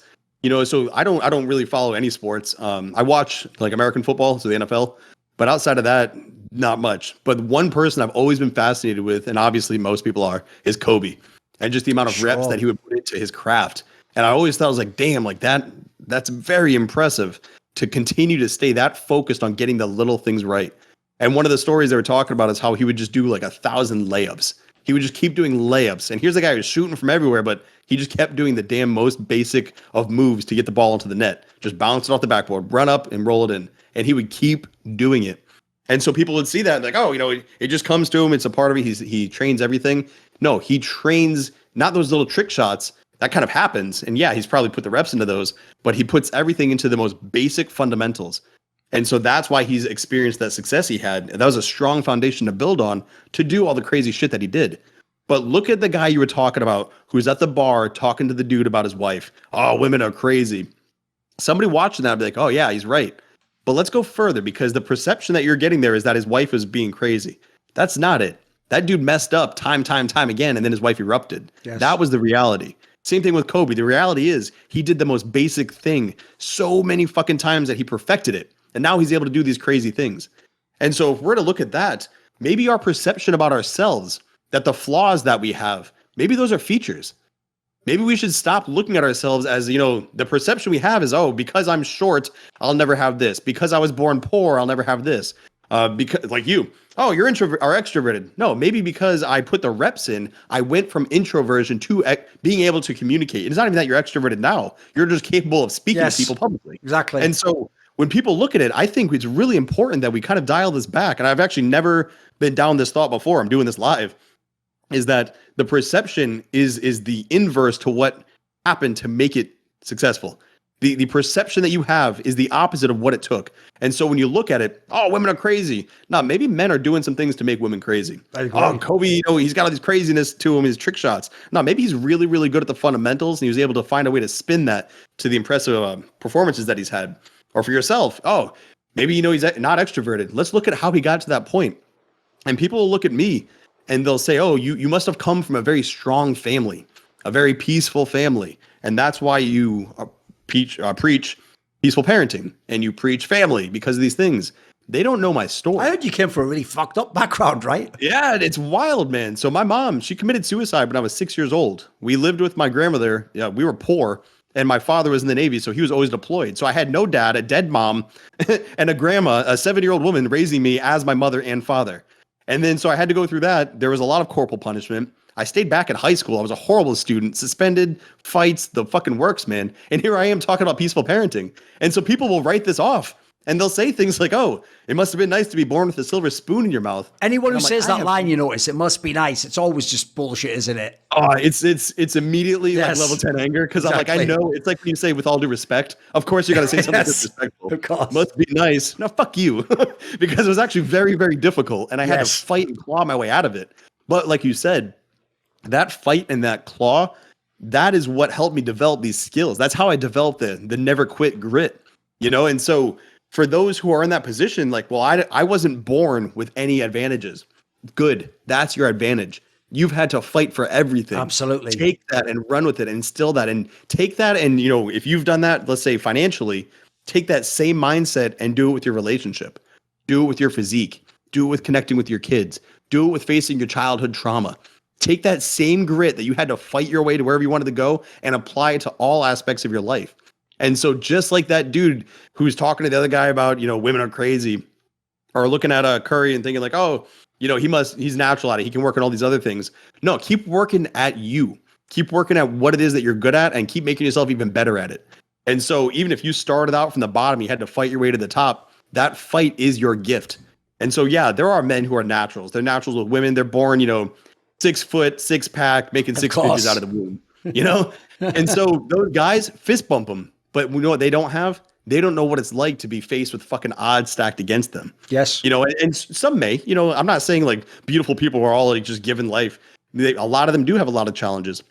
But oftentimes they're challenges that people only see them for what they are and not what they want to become. It's like, oh yeah, you're already this, you're already sexy. You were born into a family that owns Walmart, like whatever the fuck it is. Your life's already set up for you. That's often their curse. They were told what they were going to be as soon as they were consummated. And so when we look at it, a lot of people write themselves off when in fact that perceived flaw again is actually the feature. It's what they should lean on because it's going to be their greatest attribute. And that's how I look at my story. The reason I'm such a good dad is because all that pain turned into my gain. All the things I didn't have became exactly what I knew I wanted to bring to the table. Perfect. All those things, like I said, getting my ass chewed in front of people, that fucking sucked.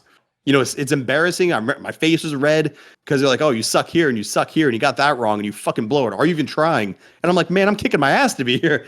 But in doing all that, now I can fucking speak and stand. And if you want to give a speech about whatever in front of 1,000 people, 10,000 people, let's fucking go. Like, I don't care. I can talk about anything, anywhere, at any time. But that's after, the 10,000 hours of reps put in.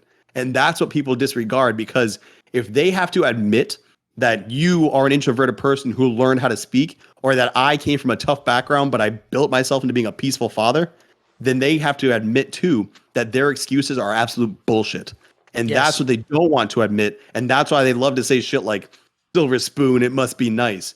Because anything else means accepting their mediocrity is a choice of their own. And they could overcome it because you and I have overcome our personal challenges. They just don't want to. And so they dismiss it saying, well, nobody can. And that's not the case. But again, perception's the opposite of reality, as I'm learning in this conversation.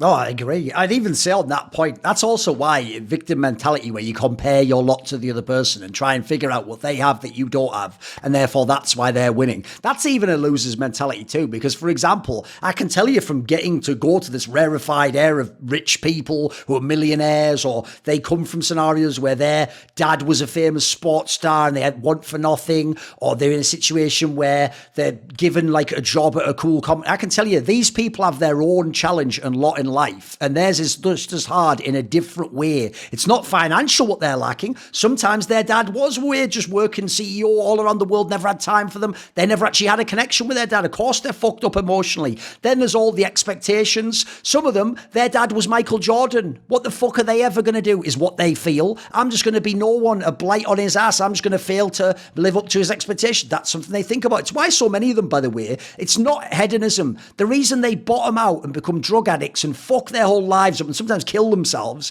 is because they're in a scenario where they're just pushing for the boundaries. They're trying to figure out, who am I? How do I identify myself against the world? And so, you know what? If they're someone who's never been through struggle, they'll bankrupt themselves. They'll sabotage themselves. They'll put themselves at the bottom. And sometimes that's the only way they get their wake-up call and they come back. Because to tie it back earlier to what you were saying about the guy saying, oh, the woman's crazy. It's like, think about this again. Do what I said where you analyse the player, what their circumstances are, what they're working on, and what their options are. Imagine being the woman where, because this man won't lead and he won't tell you what he wants, and he always goes, okay, honey, whatever you say, and then you tell him, so you try to push back against that and think, come on, I'm gonna wake him up. I'll say, well, this is bullshit. Like, oh, you're just gonna do this because your mother did that or whatever. And then he just goes, oh, I guess, I'm sorry. I'll try better next time. Of course she's gonna go crazy. Why wouldn't you be crazy? This person isn't telling you what they really want, how they really feel. They're not taking a stand. They're pretending everything you're saying and doing and how you push back at them is brilliant, acceptable. It's awesome. It's even what they want. Meanwhile, secretly, they resent it. They don't want that. They hate it. And then you're going out away from the home. You never communicate with her. You're communicating to other people, maybe even strangers, and just going, fuck that person back there. Like you said, that's not a teammate. Like, that's fucked up. You're like a parasite at that point in time. I can totally see why a woman would act crazy to you in that scenario. How's she ever going to get through to you, mate? Apparently that's the only way some of these guys ever even get a sense something's wrong. She has to act out like a kid would. You know, when the kid acts out in that particular way, it's very rare they're just a bad kid. There's probably something they need. There's probably something they're lacking for. They don't know how to tell you either. They're just trying to do something to get your attention, right? There are a lot of dads I wish were listening to that part, and I wish they understood that, because that's exactly it, man. And that's one of the things too. It's funny, you bring up those guys. There are many men I've come across who they hate the discussion with me because I flip it back on them. They want to sit and talk to me about how shitty their wife is, how shitty their kids are. And I always bring it back to them. I'm like, this is at your feet, man. You created this. Stop blaming other people. Life is not happening to you. You're creating this life. This is your fault. Own that. And they get fucking pissed because I'm basically saying, I don't want to hear your excuses. Fix it. And so I don't know what magical pill they wanted me to give them, or they just wanted me to agree with them and high five, but rarely, if ever, do I. But you also brought up the man who will go out of his way to sabotage his life to prove that he's a man or he's been through something. And I call those guys the hyper amplifiers. Like, oftentimes, if a man has never been through a struggle, he will hyper amplify his masculinity, his aggressiveness. And what I have found is the toughest fucking dudes are those who are probably the most common situations, because they know what violence is. They have nothing to prove.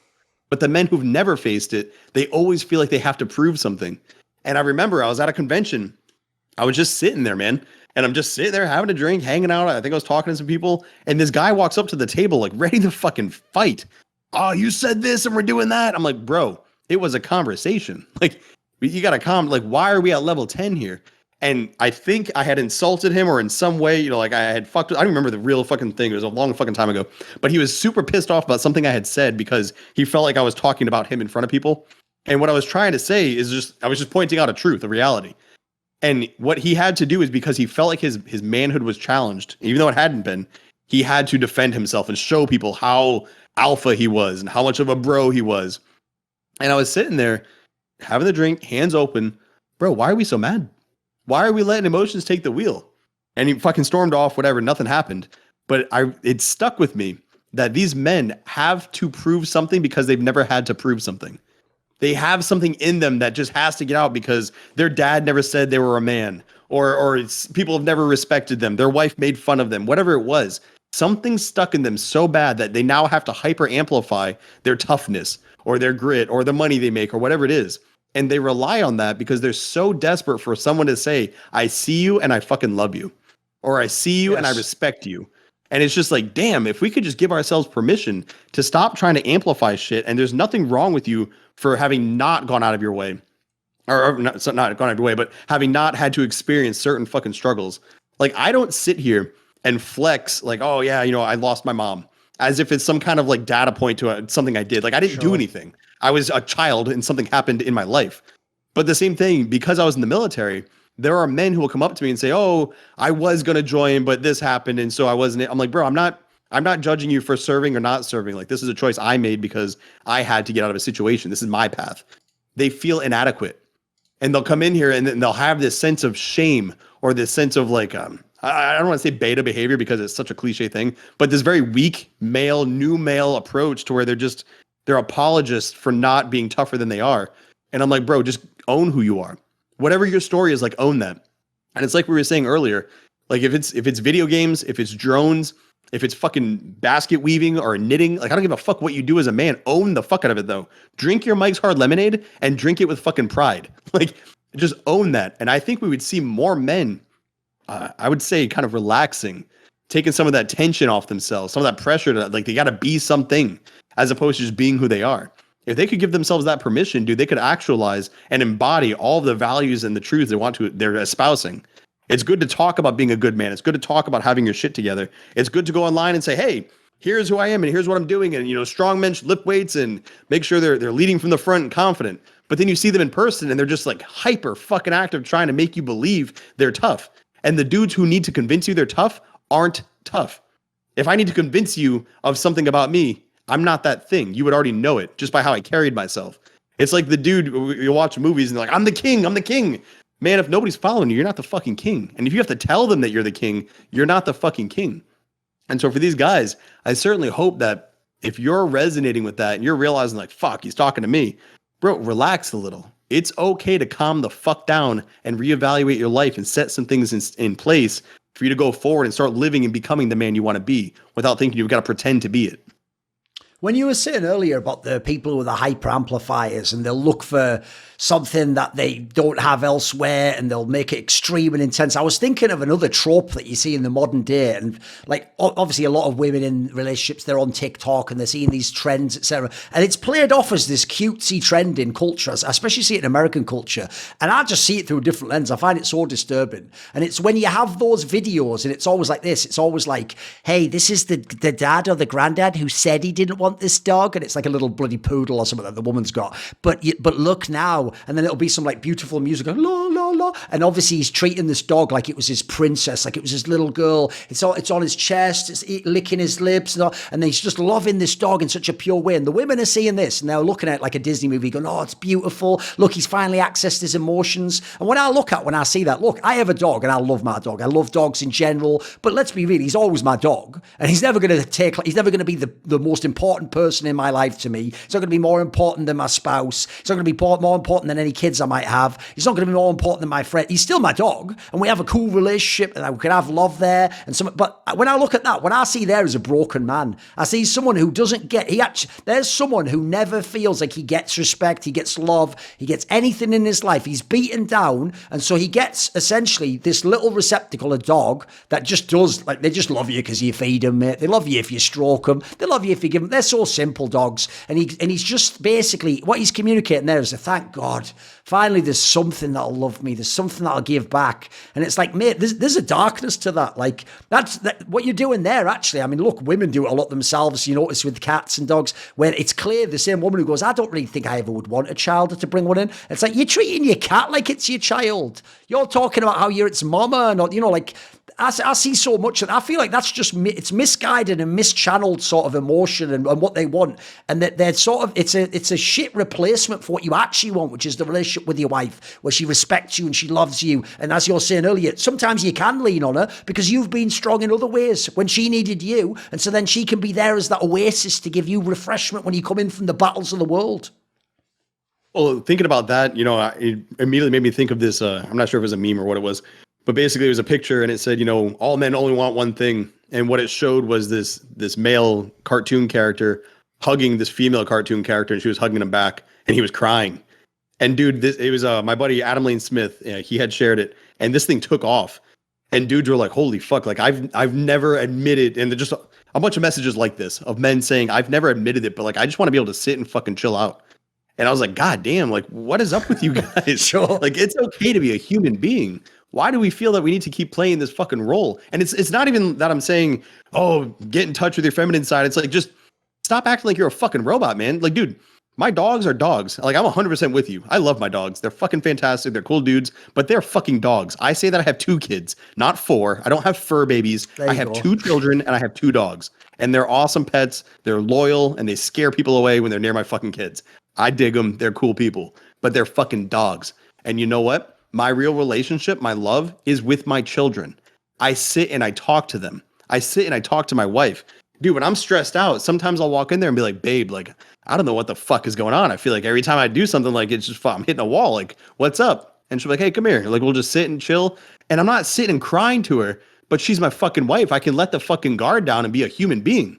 And think about that dude where the only person he's allowed to actually connect with without being mocked or ridiculed is a fucking chihuahua. Exactly. That's a sad life, man. Like, that's fucking wild. Like, dude, I don't understand. And this, honestly, it's again, back to kind of like observing ourselves as it happens. Like when I talk to you about like not having my mom, or when I talk to you about like struggles that I've had or going through things, like, dude, I'm just a man talking to a man. I'm just letting you know, like, yeah, I've been through this. It's not good or bad. It just sort of is. Like, this is just the life I've had. But if I'm sad about something, I'll be like, yo, Thorin, like, yeah, I fucking had to do this. It fucking sucked. But I pushed through and I figured myself out and I just found a way to get over it. And if you're like, yeah, dude, this is fucking hard. Like, to think that men aren't allowed to share fucking emotion or share fucking anything or failures or sadness or any of the negative things, it's insane to me how that gets distorted, where we'll live in a world that hyper amplifies the negative nature of masculinity, and it hyper amplifies the need for men to be more feminine, but it will not recognize that masculine men who are just in tune with just being a fucking man, they breathe from their balls, like, they got that energy. Those men feel the most, man. Those are the ones who look at kids that are in pain. They're like, fuck, I will rip this world in half to take care of those kids. They're the ones who will go out into the fucking storm, carry the woman across the flooding waters to get her to safety. Those fucking men they feel deeply, but we're not allowed to express that part of our emotions. We're only allowed to cry at fucking movies, or I don't fucking know, man, because I don't do it. But like, you see these men bitching about black mermaids because the new Little Mermaid. Sure. But these men won't stand their ground against these fucking tyrannical measures having to do with COVID. You know, and it's like, so you're willing to fight about some bullshit, but you're not actually willing to face raw fucking like emotion when it comes to somebody fucking with your family and their health. And so why is that? Because their emotions are so fucking distorted, dude, that all they can do is lean on the fucking chihuahua because they don't have a wife they can lean on, not in a healthy manner. And they have children who will mock them, ridicule them, put them on fucking TV, but not a child who will sit down and say, hey, dad, I fucking hear you and I see you and I love you. That's some fucked up shit. If you really like, that's a deep rabbit hole, man. Yes. No, I'm with you. I mean, one of the reasons also I think people are so lost on that is some of it is also conditioning, like they're trying to play us against each other and make us show fucked up sides of ourselves. But I also think because women aren't men, they're going to view us through their lens. So they might think that to just be totally vulnerable with all your emotion and say all your secrets. Notice, by the way, the psyop there, in my opinion, is they don't say, oh, masculine men are just scared to show their emotions. They'll say that initially, but then they'll conflate it with the idea that the opposite of that is to tell the whole world every deepest, darkest fear you have, why you feel worthless, why you're sad, to cry in front of everyone. No, wait, what's that going to do with that? Why am I giving up all my respect, all my state? How would I do that? It's one thing to, like you said, to have someone you can trust, your wife, your queen, where when you're inside the walls of the keep and the enemies are on the outside, you can lean against her and you can say, fuck, it's been hard out there today, but I was battling for our family. That's the person you can share with. You don't have to whore your problems and things that happen to you in your life and your sadnesses out to everyone for shitty little pity likes and for some fake sympathy on the internet. That's bullshit, I think, that particular angle. So when people want to go with that approach of like, because you know it's a caricature that, oh, the masculine man's just, it's all just bottled up and he can't show it. No, the difference is women express it one way, and I would say they want a certain type of a support network where people validate what they're feeling and they can say to people that they need help in a certain particular way, maybe very explicitly, or they can just vent. They can just say, I'm just feeling these ways, and they maybe don't even want a solution. Whereas for me, I agree with what you said earlier. The thing a man can do with that pain and those particular sensations and all the strong emotions he feels about his family, he can channel that into doing something really powerful. Like one of the things I never understood when I was a nerd and I wasn't sure of myself, I didn't know what I wanted, I didn't have things in my life worth fighting for. By the way, you can tell the people in life who are just willing to let everything go to hell in a handbasket. It's the guys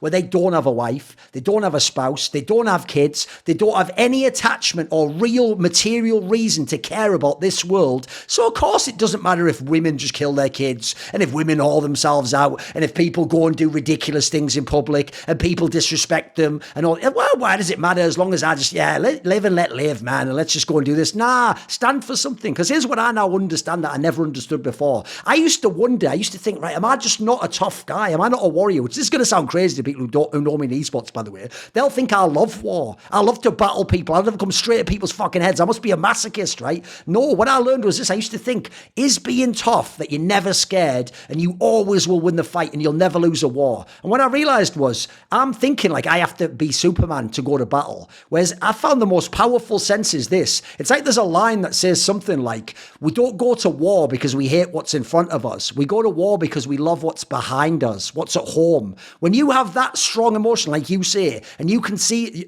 this is what a strong man does. Like you say, he sees an injustice. He sees his family suffering. He sees that he's going to lose everything if he just sits by like everyone is and just goes, oh, I hope it turns around. And he goes, fuck that. I'm going to go out there and I'm going to battle. And you know what? The ultimate spirit of a warrior, in my opinion, is when you do go out there when you're scared and you still have the courage to overcome it. It's when you go out there, you don't even know you can win this battle. But you know what you say to the world? You say, you know what? You might knock me out, but I'm going to fucking land a few punches on you. I'm going to let the world know I will say. I'm going to show the people behind me that I'm there in front of them and I'm the line that you've got to come through.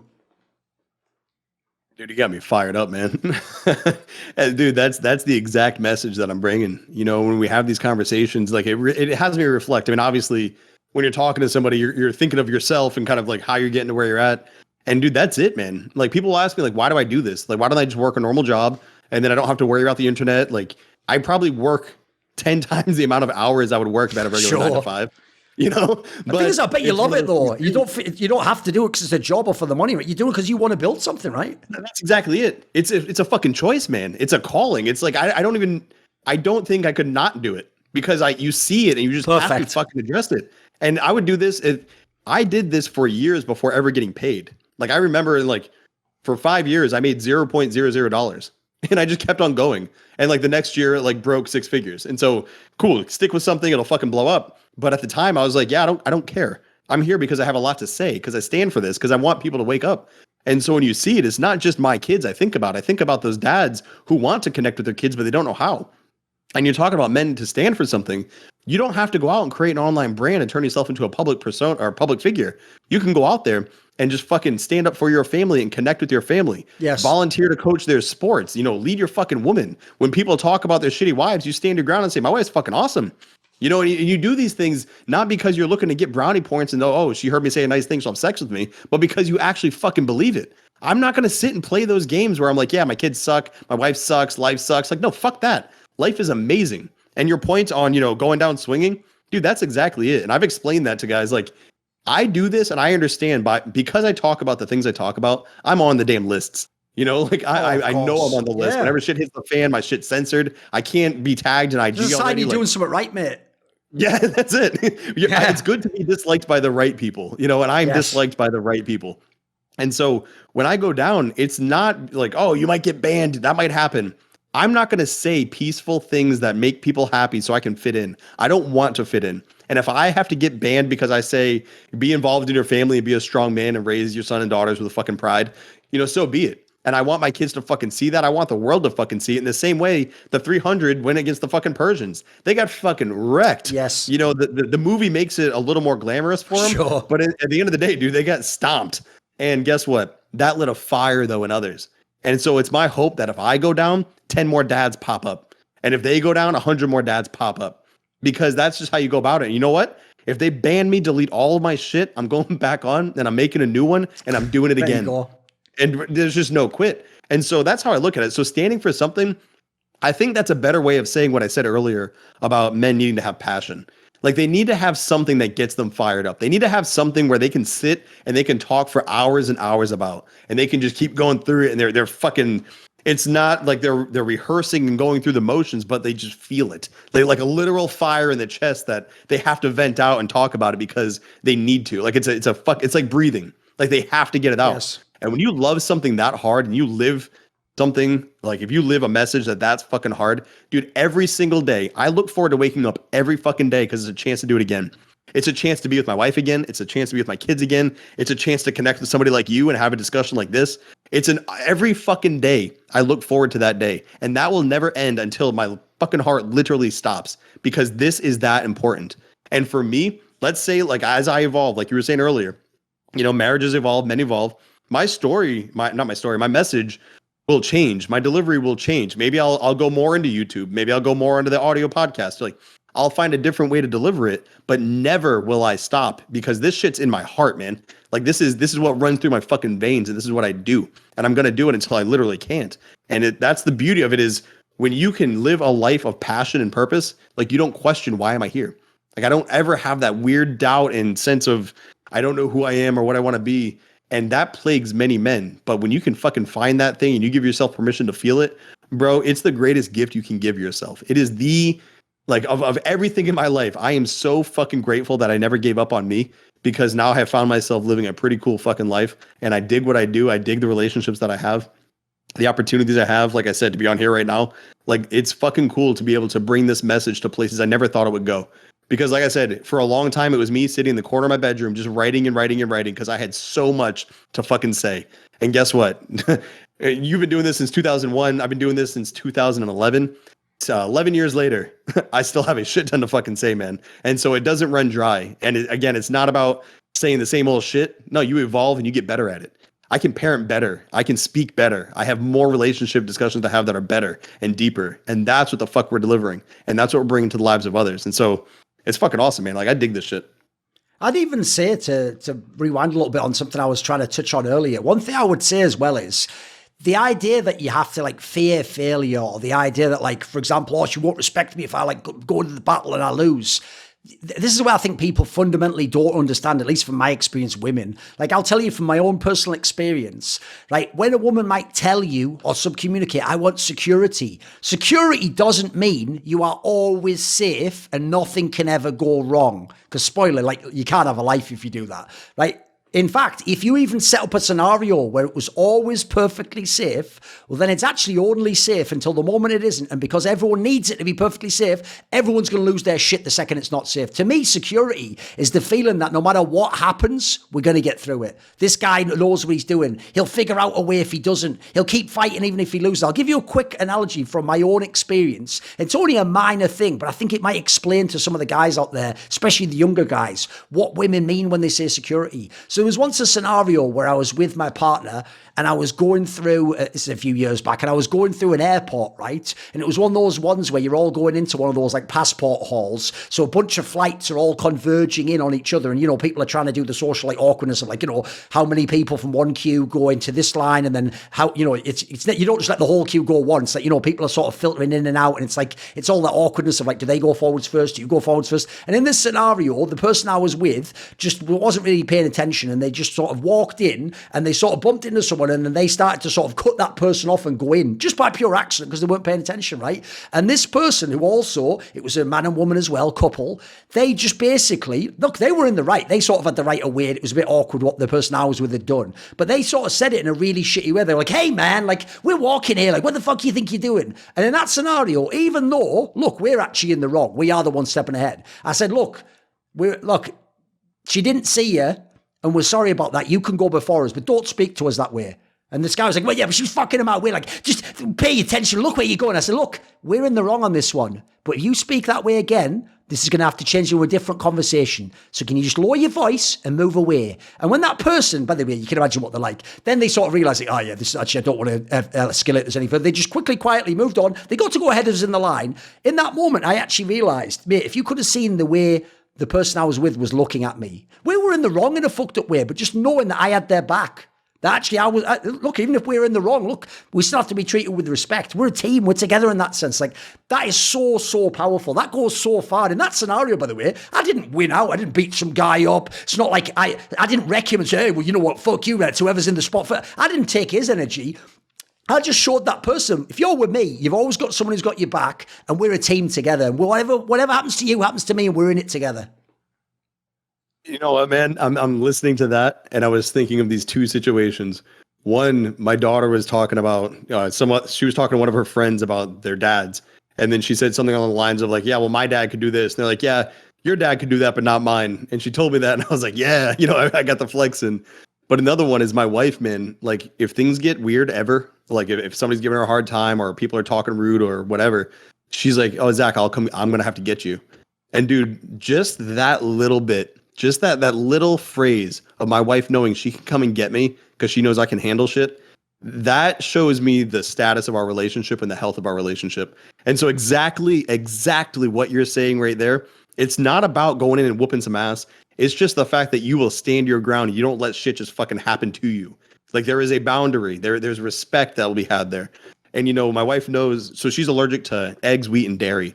And so when we go out to eat, you know, sometimes I'll order for her. Sometimes if it's elaborate, I'm like, babe, like you just order your own food. I don't know how the hell to explain what you need. Sure. And so she'll pitch it to him. But she knows, like, when they come back, if there's fucking cheese on that shit, like, I'm not a dick about it. But I'm like, hey, like, my lady here, she asked for no cheese or she asked for no this. And there was someone that we were with who said to me, and I was fucking embarrassed for the guy. She's like, oh, he would never do that for me. Like, Her That's sad, husband isn't could it? not, he couldn't even talk to a waitress because of the confrontation there. Like Right. he would start to like his heart would start pounding. And I'm like, what the fuck? Like we're afraid of confrontation to that level where men won't stand their ground to tell a waiter, "Hey, you brought me the wrong food." Like there are people who I've seen, like I've gone out to eat with, and they bring them the wrong meal. Like they bring them chicken instead of steak. Oh, I'll just eat it. I'm like, why the fuck don't you just tell them like they brought the wrong food? It's not a big deal, man. You know, and the same thing in your situation. Like, oh, hey, you don't need to be a fucking asshole right now. Hey, it's all good. A mistake was made. Calm the fuck down. Like you need to back the fuck up. Like it was an accident. We're cool. Go ahead. Like go. There's no big deal here. People operate like such fucking assholes because nobody ever sticks up for themselves. But when you're the kind of guy who sticks up for people, or even other people, like you look out for your friends, you look out for your spouse, you look out for your kids. When you're that kind of a man, dude, they just feel more secure. They just feel better around you. You just make yourself a person that makes other people feel good. And think about that in the grand context. You know, when shit hits the fucking fan, my wife leans to me. She doesn't pull away from me. If I say, hey, go do this, she goes and does it. She's not going to argue with me about it because she trusts me. That type of command presence that you can have as a man, that's just developed through reps, but through being there when your fucking number's called. And so small things like saying, hey, you brought the wrong food. Hey, it's not supposed to have cheese on it. You know, little things like saying, hey, excuse me, you're standing in front of the thing I need to get out of a grocery store or whatever.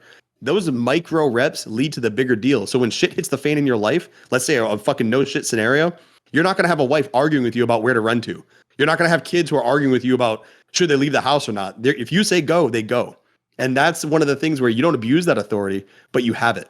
And they know that they are safe when they're in your presence because you do not fuck around when it comes to their security, their safety, their respect, anything like that. And that's one of the signs of, like I said, of a healthy relationship. And so just thinking about that situation, it kind of had me smiling and give myself a pat in the back because A, my kids know I'm a badass and their friends know I'm a badass, but also my wife knows like she's taking care of when we're out. And that's a healthy male-female dynamic for her to be able to lean in and not worry about the struggles of the world, which means my wife gets to stay carefree and happy like a woman should be. And I get to be fucking Mr. Fix the Problem, which a man should be. And so when we look at like, you want your wife to be more kind and more open to you, well, take the weight off her shoulders. Take some of the stress out of her life. Be the dude who has the confrontation so she doesn't have to. We don't want these women wearing the pants in our relationship, but we won't put the fucking pants on. And so somebody has to wear that shit. Somebody has to make a decision. And so the more men will do that, the more happy and carefree, like I said, the more light and just bright their spouses will be. Their ladies will just be happier women. I have one last topic I wanted to talk about with you. So I'll set it up like this. One thing that's different about me and you and where we have positioned ourselves and who we're showing to the world is in my world, if you notice, I'm very cagey about what I say about my actual life outside of the persona I have on the internet, what I do for my work. I don't give a lot of details. I'll give stories, but even then I'm a bit careful about how I say them, right? Because there's not a lot of nutters in my world and any weakness they will attack and they will try and fuck with. So I won't comment on my own scenario in this situation, but I want to set something up for you and see what you think about it. So one of the areas that I noticed that people, because basically all the mainstream and all the media world does is they first of all, they implant fears in you through the media and through these modelings of what life and relationships are like. And then once they have that little fear in there, like a little trigger, they start to trigger it and they use it to remote control you, to do things, to not do things, to think things are good, think things are bad. And it totally shapes the way you think of things. Like think of things we were earlier, 50% of divorces happens in relationships. So what's the point in marriage? Like these are the ways that they can get the fear, the uncertainty, the doubt, and they can convince you, don't even go for something, don't even try something that fundamentally is what you want, is what's going to make you happy. So one of the ones I notice is it's so hard. Like we were talking earlier, it's hard to sell guys on the idea you're not just going to fuck 10 models. You're actually going to maybe meet a few women, find out what went wrong in the first couple of times, then find one that you can at least start to build something, which ain't perfect, but neither are you. You start to build something together, and one day you keep going step by step by step, and eventually you have a long-term fulfilling relationship. It took work to get there, but it's going to be super satisfying. And the same way as it can be hard to sell people that idea, or they don't think it's possible.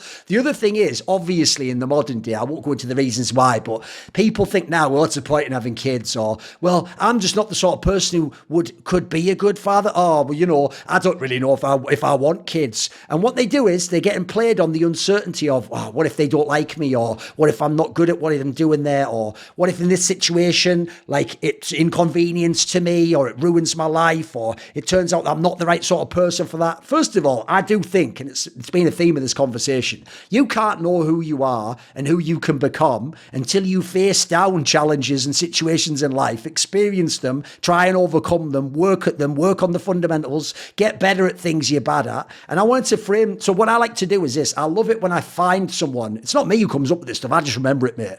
When I hear something that makes sense, I try and always remember really good analogies or ways of framing things. And I love it when in the same ways they can create a whole scenario in my mind with a bunch of fictional characters and stories and stats and little minor experiences that can trick me into thinking or something that way. If I can come with a world view that just reframes it all to a different lens, that suddenly I see a different set of colours, a different sharpness, I've got a scenario I want to present to you. And as a father and someone who this is a core aspect of your identity, I want to see what you think of it.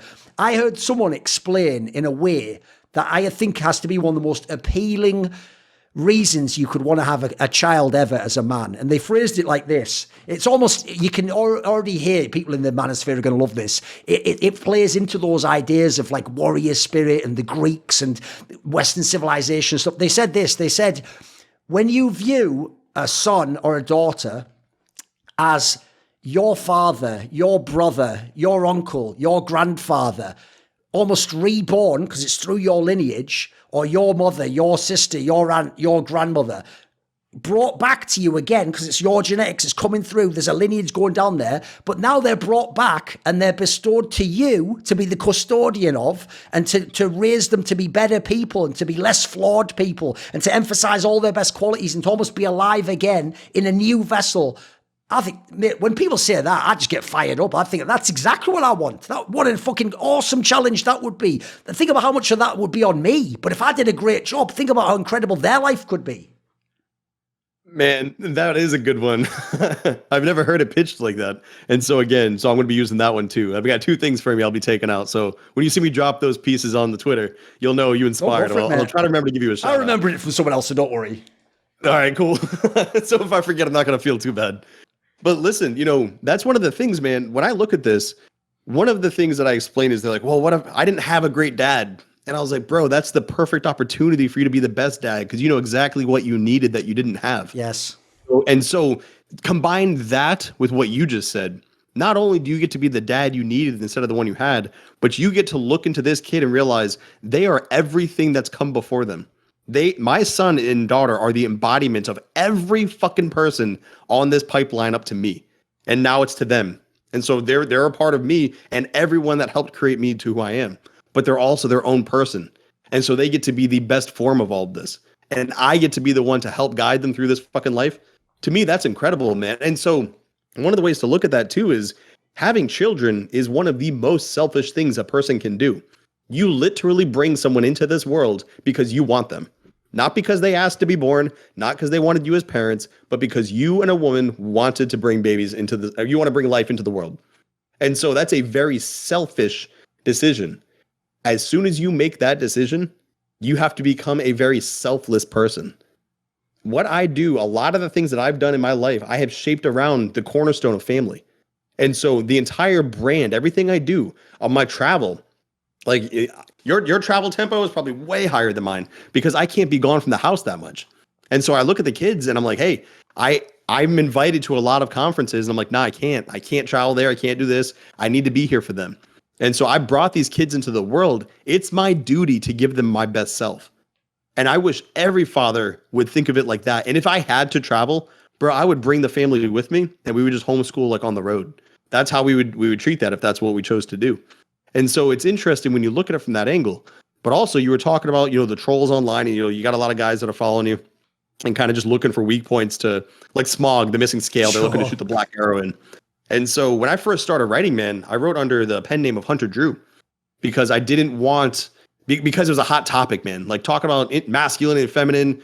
This is like I said, I started in 2015. I was in 2011 when it started. Things were PC, like the woke police were just waking up. And I was like, oh, I don't want that in my life. But what I realized along the way is I stand by everything that I have said.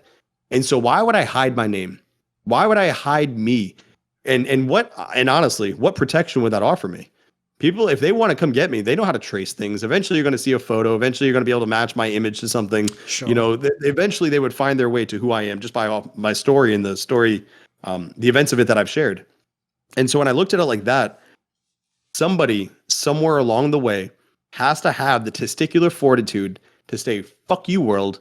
I think we should invest more in men being a part of their family and taking, and when we look at the measurement of a man, instead of only looking at how much is in his bank account, how much can he lift, how many women has he slept with, those are the metrics of what makes a good man, right? I'm saying let's throw fatherhood in there. And I'm pushing as hard as I possibly can to make that a metric from which we measure the strength of a man. How does he parent? How are his kids doing? How does he lean into his marriage? What does that look like? When you look at me, I would, man, if you ever show up in North Carolina and you walk in my front door, I'm like, hey, here's my wife, here's my kids, here's my dogs. Come on in, let's have dinner.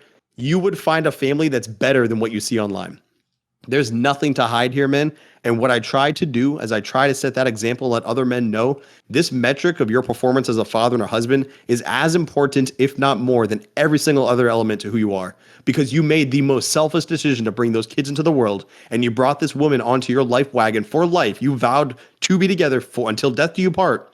And so now it is your duty to uphold your end of that obligation, which was, I will be my best fucking self, and I will give you everything you fucking need to succeed in this life. And that means I have to face my own weaknesses and strengthen them. That means I have to do the much more difficult task. Like raising kids is far easier than raising yourself. I had to go in and heal all those fucked up parts of me. Like I said, I'm over 2 years sober. That wasn't fucking easy. I was a binge drinker from 13 to 33. And then I was like, you know what? I got to face this. I've got to be the best man I can be for these kids. And it's not that I had an issue with my wife. I didn't have any DUIs. There was no abuse. Like, I just realized I wasn't being my best self. And so to be the best father, like I'm saying, to make that metric, I had to go in and heal from all the trauma that I had. I had to get over all the bullshit that was going on in my life. I had to face it down, because how can I tell my kids to deal with themselves and make sure they're handling their shit if I can't do the same? How can I lead my wife to go be her best if I have a bunch of gaps in my foundation? And so I had to dial all that shit back, and I had to sit there and I had to look at these kids and say, man, for me to give them, for them to become their best selves, I have to give them my best self. And to do that, I've got to do a lot of fucking hard shit. And I did. And so the result of what we saw is not just dropping the pen name. Like, fuck yeah, like Hunter Drew, I dropped it. I went to Zac Small, which is my actual name, you know, and I started rolling from that angle. But more importantly, I let people know that this should never have been hidden. Families, connected families, proud fathers and proud husbands, that should never be something that's hiding. And I don't care whether the internet thinks it's fucking cool to say, oh yeah, and my wife and I are having a great time, compared to saying, oh, I'm going with all these models and bottles and doing all this fun across the globe. Like, that's not me, man. And for many people, that's not their reality either. And so it's time for those who are living the quote unquote average life, which in now today's day and age is not fucking average, to have a connected family. Those men need to stand up and say, look what the fuck I'm doing. It's okay to be a proud father and a proud husband, and to be connected to your kids, and to be a strong motherfucker at the same time. The more men we can get doing that, dude, we can fix a lot of the issues we're seeing in society. But until men are willing to stand up and face that shit, we're not going to see the change that we need, because the kids are going to be getting snatched up. And as we've already discussed, that's who they're going after. And those kids aren't protected because those men don't think it's their duty to stand against that authority. And unfortunately, those who suffer the most is the kids. Oh, absolutely. I mean, the stuff, obviously, before the stuff about the kids, right? I mean, it's right on. I think it's beautiful the way you laid it out there. Right. What I would say is this. I would give people, if they're interested in this convo and they want to find out more about you, one thing I would say is an obvious move is go read your Twitter. Like, you've done a very good job, as you say, presenting authentically who you are. It's not just a script. You're not just copying other people's tweets. You come in with interesting info. Your branding's entirely on point for who you are based on the conversation I've had with you. The other thing I would say is you do a newsletter, right? Which again is who you are, what you're presenting. Like, if people go to your Twitter, if people go to the newsletter, they're going to find out what services you offer, what products you offer. They're going to get a sense of who you are, right? Correct. Just leave it there? So, I mean, if we're looking at it, there's a lot of things that we have going on. But, I mean, the newsletter, man, you know, I go to the blogs, like I said, thefamilyalpha.com. That's where I'm writing a lot of things. The Substack is actually a fun new thing. I'm dropping that every day. It's $7 a month. That's cool. I run a private community. It's called the Fraternity of Excellence. And that's where I do a lot of the real work, man. Like, it's a paid membership community, and it's all men. But that's where like every single day we're sharing videos, we're talking about this shit. In behind the paywall though, that's where men can access, Yes. a place where they can speak truth. They can share the inner workings of what's going on. And it's not like a private Twitter where we just talk shit. Like it's more like a dumpster fire of the men sharing the reality and the hard work they have to do with a lot of wins, man. So that's called the Fraternity of Excellence. But that's where you can find me and all that content. I mean, it's all me. Like there's no fluff here, dude. I don't amplify any of it. It's my life. And it's funny you said like copying tweets. I've never even thought like that's something anybody should do. Like go and tell your story. Like live your truth. Like I said, that's what I really dig about your work is you're honest. Like to a fault. And I fucking love that. Like you just say it how it is. And we need more of that in the world. That's why I really dig that's honestly when we first crossed paths, like whenever ago, I was like, holy fuck, like here's another motherfucker who gets it. Like here's somebody else that can speak the truth and isn't afraid to say it.